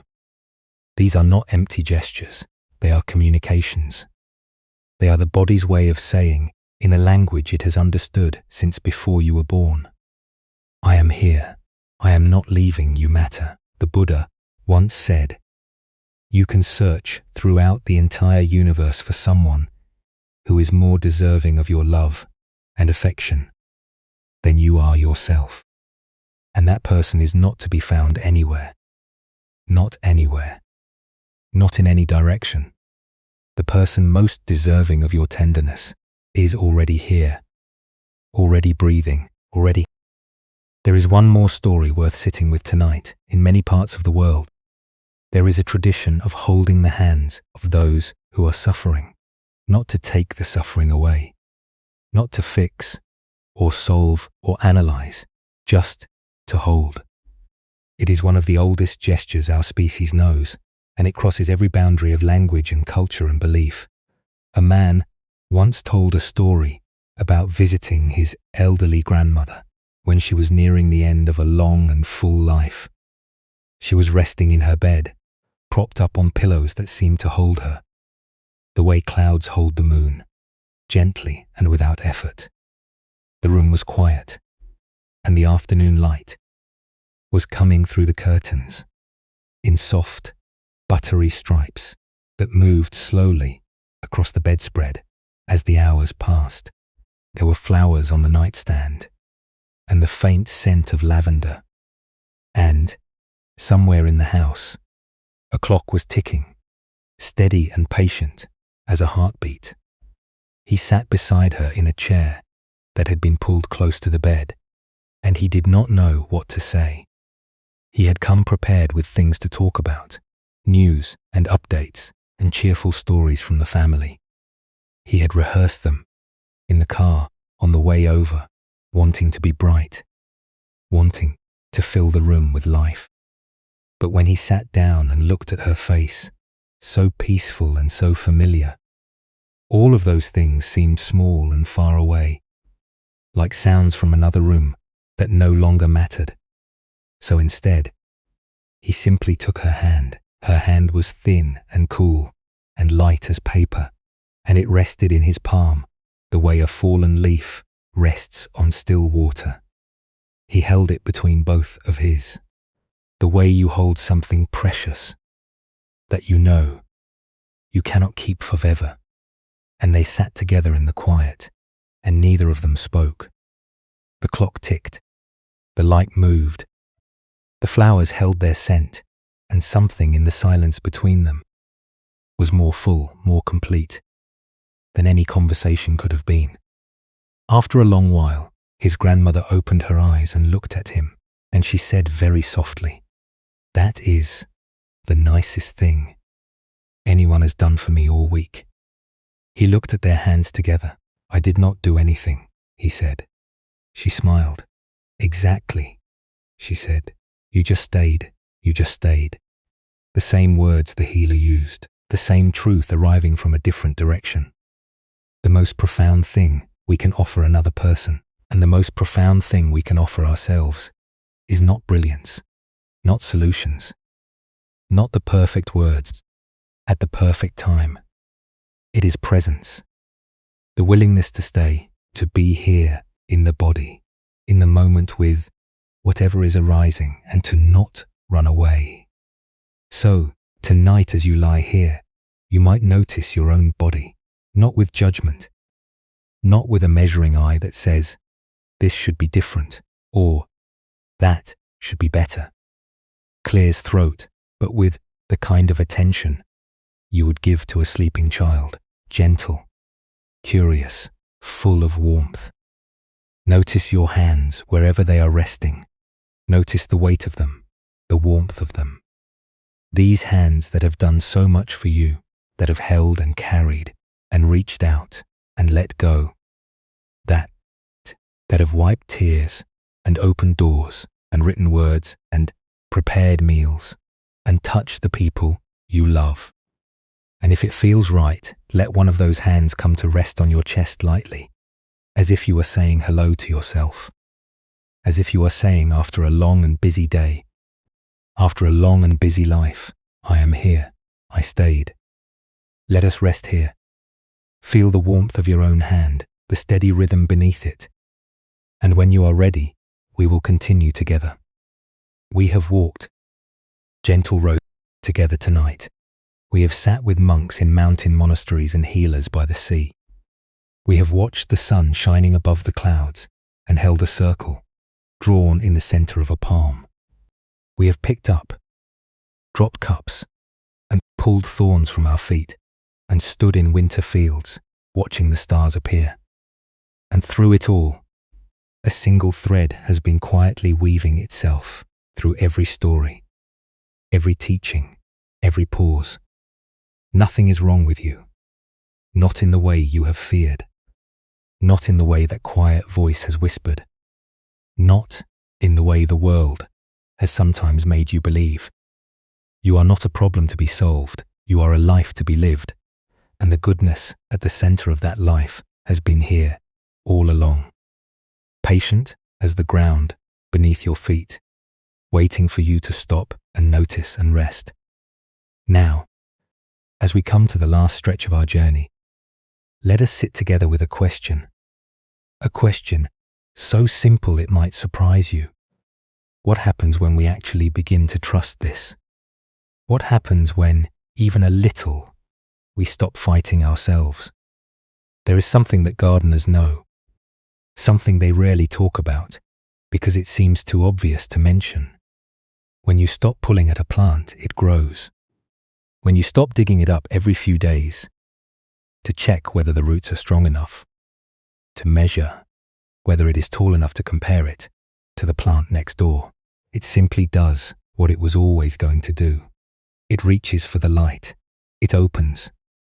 It blooms, not because you forced it, but because you finally got out of the way.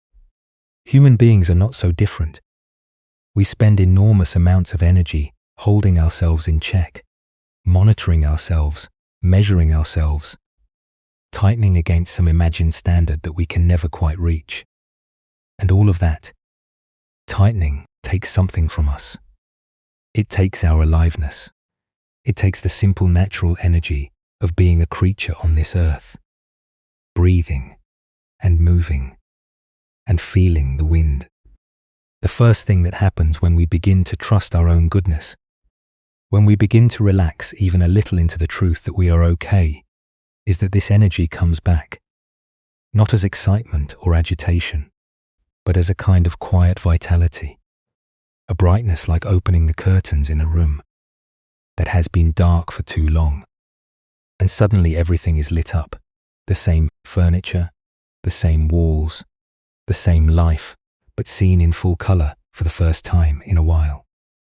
Let us explore a story about this. There was an old calligrapher who lived in a small town at the foot of a mountain range. He had practiced his art for decades, and his work was admired by many. But as he grew older, he became increasingly critical of his own brushstrokes. He would sit at his table each morning, grind the ink, prepare the paper, and then freeze. His hand, which had once moved with such fluid grace, would hover above the page, trembling, not because he had forgotten how to write, but because he had become so afraid of making an imperfect mark. Day after day, he would sit and stare at the blank paper, and the blank paper would stare back, and the morning would pass, and the ink would dry in the stone, and he would put everything away, having written nothing. One afternoon, an old friend came to visit. She was not a calligrapher. She was a farmer, with dirt under her nails, and laugh lines around her mouth, and the kind of ease that comes from spending your life working with things that grow. She found him at his table staring at the empty page. She sat down beside him and watched for a while. Then she said, "What are you waiting for?" He sighed. "I am waiting until I can do it perfectly." She looked at the blank page. She looked at the dried ink. She looked at his trembling hand. Then she picked up the brush, dipped it in water since the ink had dried, and drew a large, wobbly, completely imperfect circle on the page. It was lopsided. It was uneven. It dripped at the bottom, where she had pressed too hard. He stared at it, horrified. "That is terrible," he said. She laughed. "Yes," she said, "and it is the most alive thing in this room." He looked at the circle again. It was terrible. It really was. But there was something about it, something loose and free and unapologetic, something that his perfect, careful, fearful hand had not produced in years. "Do you know what the Zen masters say about the circle?" she asked. He nodded slowly. "They say it represents wholeness, completeness, and do they draw it perfectly?" she asked. He was quiet for a long moment. Then, very slowly, a smile spread across his face. It was the first real smile his friend had seen on him in a long time. He picked up the brush, dipped it in fresh ink, and in one quick, imperfect, completely alive, motion. He drew a circle. It was not perfect. The line was thick in some places and thin in others. It did not quite close at the top, but his hand was not trembling anymore. This is the first gift that comes when we stop demanding perfection from ourselves. Energy returns. Not the anxious energy of trying to get it right, but the natural energy of a life that is being lived instead of controlled. The Zen masters had a phrase for this way of being: without anxiety, about imperfection. What a beautiful handful of words. That is, without anxiety about imperfection. It does not mean we stop caring. It does not mean we become careless, or sloppy or indifferent. It means we stop letting the fear of getting it wrong prevent us from being fully alive. A little boy was once overheard. Talking to the sky before bed, he said, "If you cannot make me a better boy, do not worry about it. I am having a real good time, as I am." There is something in that. Is there not a kind of natural confidence that has nothing to do with arrogance and everything to do with being at ease in your own skin? Children have it before the world teaches them to doubt themselves, and we can find our way back to it.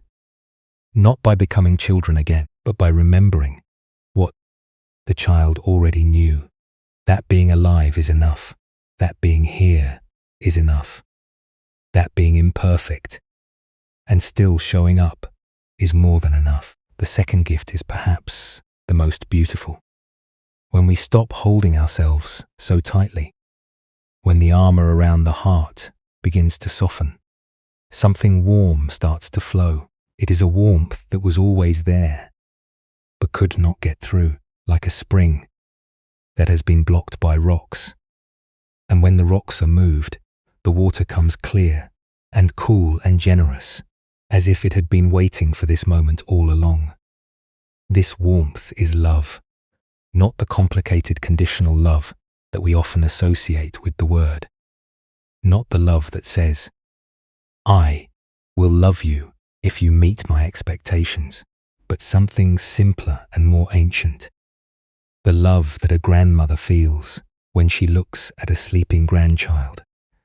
The love that rises in you when you see a stranger being kind to someone in need. The love that catches you off guard, sometimes standing in a grocery store or watching the rain, and you think for no reason at all, life is so tender and I am part of it. There is a story about two old friends who sat together on a bench overlooking a valley.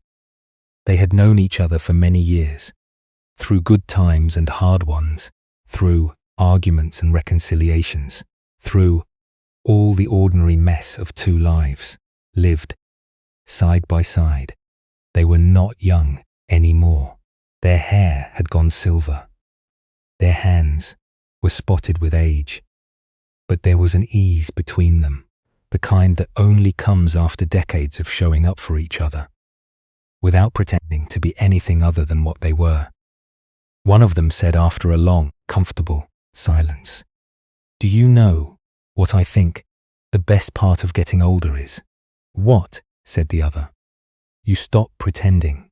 You stop trying to be impressive, and then all this love that was stuck behind the trying, it just comes out. It just flows, like it was always there, pressing against the dam, and you finally let it through." The other one nodded. "I think that is why old people cry at everything," she said. They both laughed, and then they sat in the choir together, watching the light move across the valley, and neither of them needed to say another word. When we are at war with ourselves, this love gets trapped behind the walls.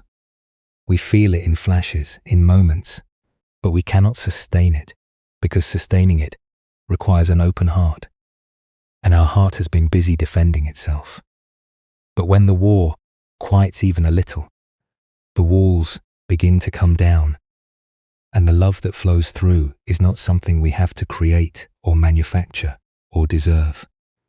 It is something we have been holding back like a river that was always running, always full, always ready, just waiting for us to remove the stones. An old Indian teacher once wrote these words: "All you need is already within you. Only you must approach yourself with reverence and love. Make love of yourself perfect. Make love of yourself perfect. Not your behavior, not your achievements, not your appearance or your reputation or your practice. Your love of yourself. Let that love become whole and unhurried and unconditional, because that love, when it is allowed to flow freely, does not stay inside. It cannot. It is not in its nature to stay contained. It spills over.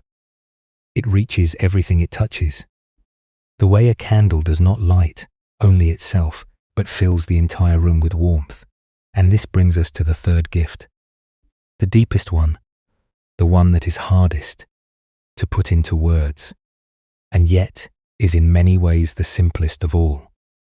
When we stop believing that something is wrong with us, when the comparing mind goes quiet, when the second arrow is not fired, when the hand rests gently on the heart and the body softens, what is left?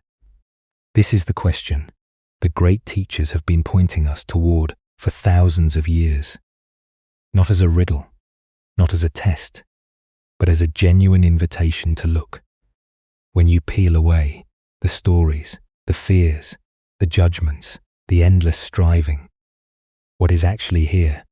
There is an ancient teaching that asks us, who would you be if you did not believe something was wrong with you? Not who would you become someday? Not who would you be after more work, more effort, more improvement, more years of trying to sand down your rough edges, but who are you right now? Right here in this very breath. If the story of your wrongness simply stopped, if the voice that has been narrating your flaws went silent just for a moment and you were left with only what is actually here, sit with that for a moment. Let it settle like snow on a quiet field. Do not try to answer it with the mind. The mind will want to make a list to build a new and better version of you. That is not what this question is asking. Let the body answer. Let the heart answer. Let the silence answer. Who are you when the noise stops? Psst. There was once a student who traveled a great distance to ask a teacher this very question.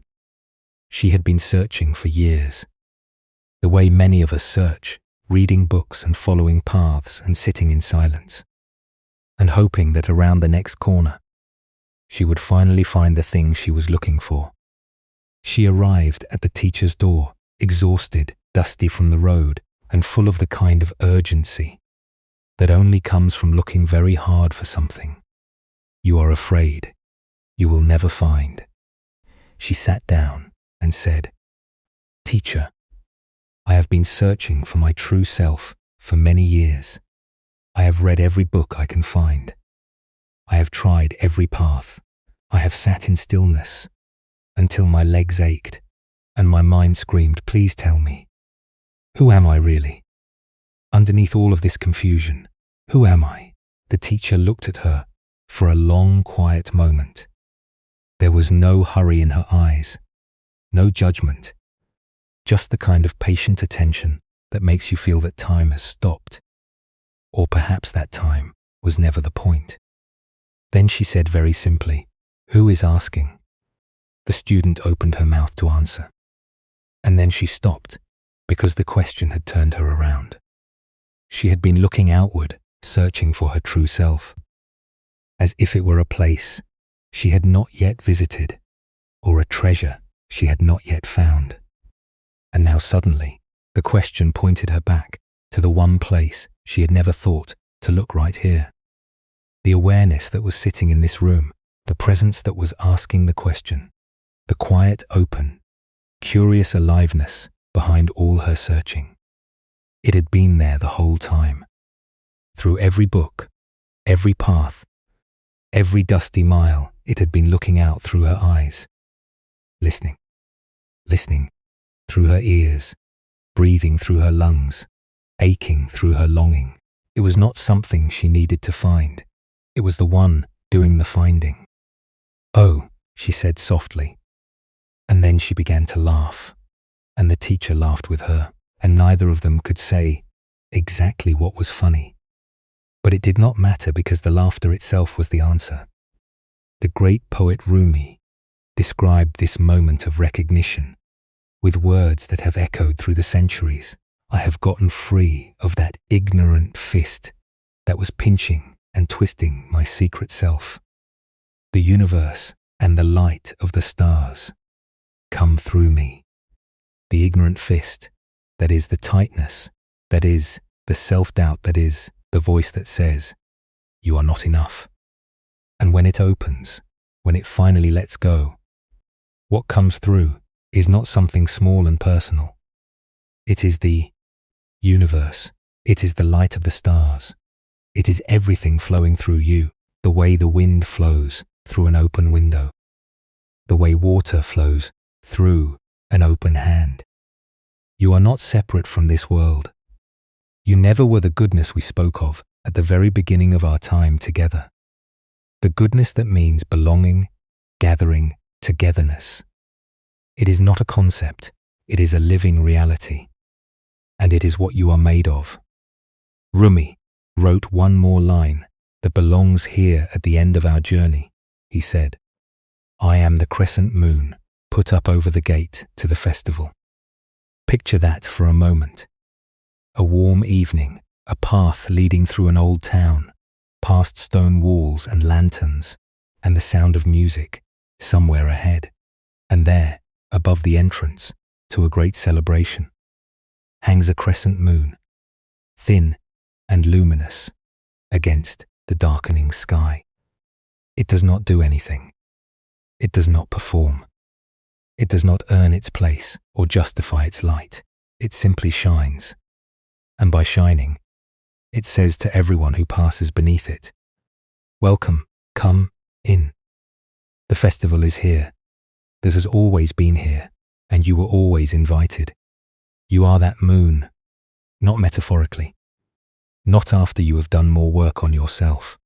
Right now, tonight as you are your goodness, your warmth, your quiet, shining awareness. This is the light over the gate. And the festival it welcomes you to is not somewhere else. It is not after you have improved yourself or solved your problems or become a better version of who you are. It is this breath, this moment, this ordinary, extraordinary, unrepeatable life. So let us rest now, truly rest. Not the restless pause of someone who is waiting for the next thing, but the deep, easy rest of someone who has come home and knows it. Let your body be heavy. Let the bed or the floor or wherever you are lying hold you completely. You do not need to hold yourself up anymore. You have been held all along. Let your breathing be soft. Let it come and go without any effort, the way waves come and go on a shore that does not try to call them. And let this one truth settle into you, like warmth from a fire, like sunlight into soil, like a hand placed gently over a heart. Nothing is wrong with you. Nothing has ever been wrong with you. You are the sun behind the clouds. You are the jewel beneath the dust. You are the crescent moon over the gate. And we have come a long way together tonight. And yet, in another sense, we have not moved at all. We have simply been sitting here breathing, listening, letting the words wash over us like warm water. And that is enough. Snorts that has always been enough. The Buddha once said something that sounds almost too simple to be true. He said, "Peace comes from within. Do not seek it without." We hear those words and we nod because they sound right, because they sound wise. But tonight, perhaps they land a little differently. Perhaps tonight you can feel the truth of them in your body, not just your mind. The peace you have been looking for is not in a better job, or a different body, or a quieter mind, or a more perfect life. It is here. It has been here this whole time, as close as your own breathing, as near as the warmth of your own hand, on your own chest. We began this evening with a question that lives at the heart of every spiritual tradition, every quiet moment of self-reflection, every long walk taken alone. What if nothing is wrong with me? What if the voice that whispers otherwise has simply been mistaken?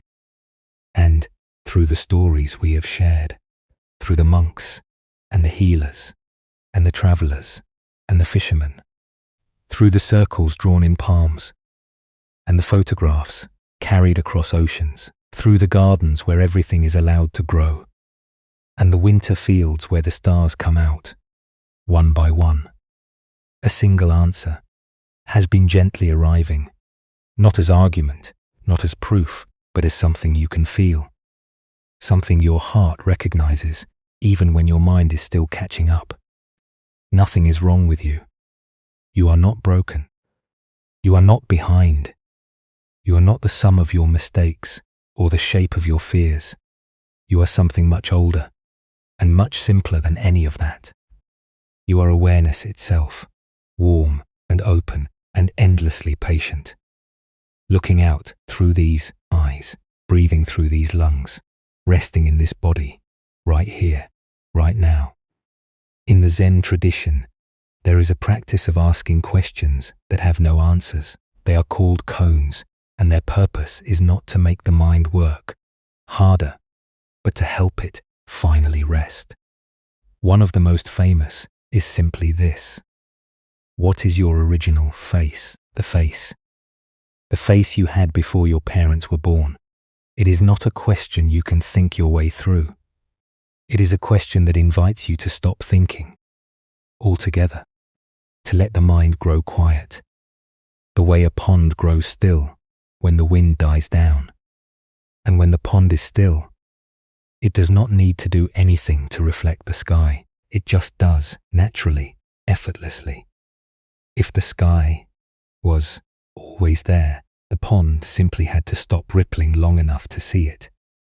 You are that pond tonight, and the sky that is reflected in you, the vast, open, luminous sky, is your own goodness, your own wholeness, your own belonging to this beautiful, mysterious life. You do not have to remember everything we spoke about tonight.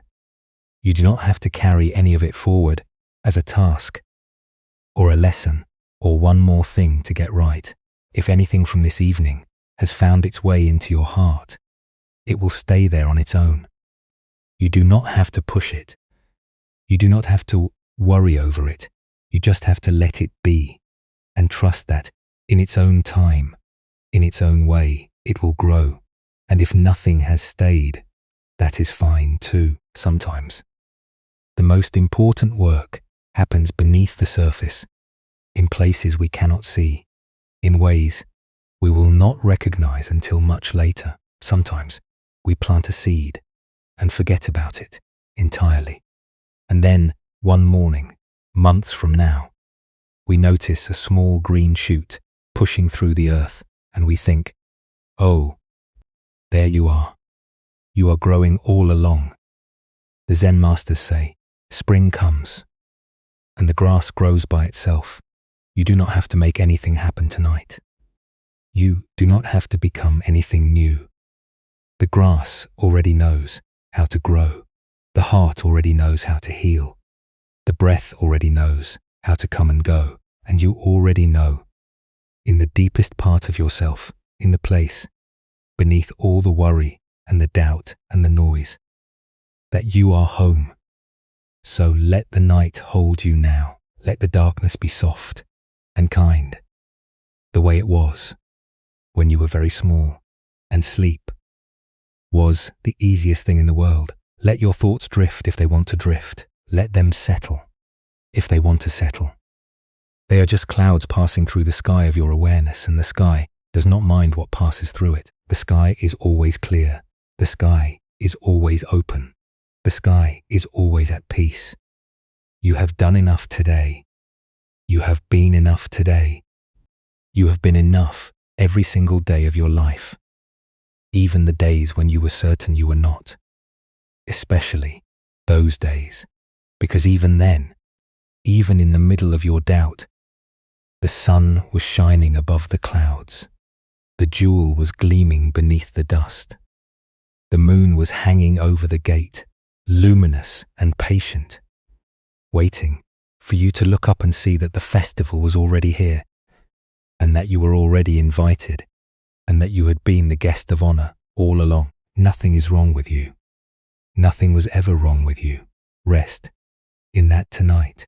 Let it hold you. The way the earth holds the trees, the way the ocean holds the tide, the way this quiet darkness holds the stars. Sleep well, and thank you for joining us here at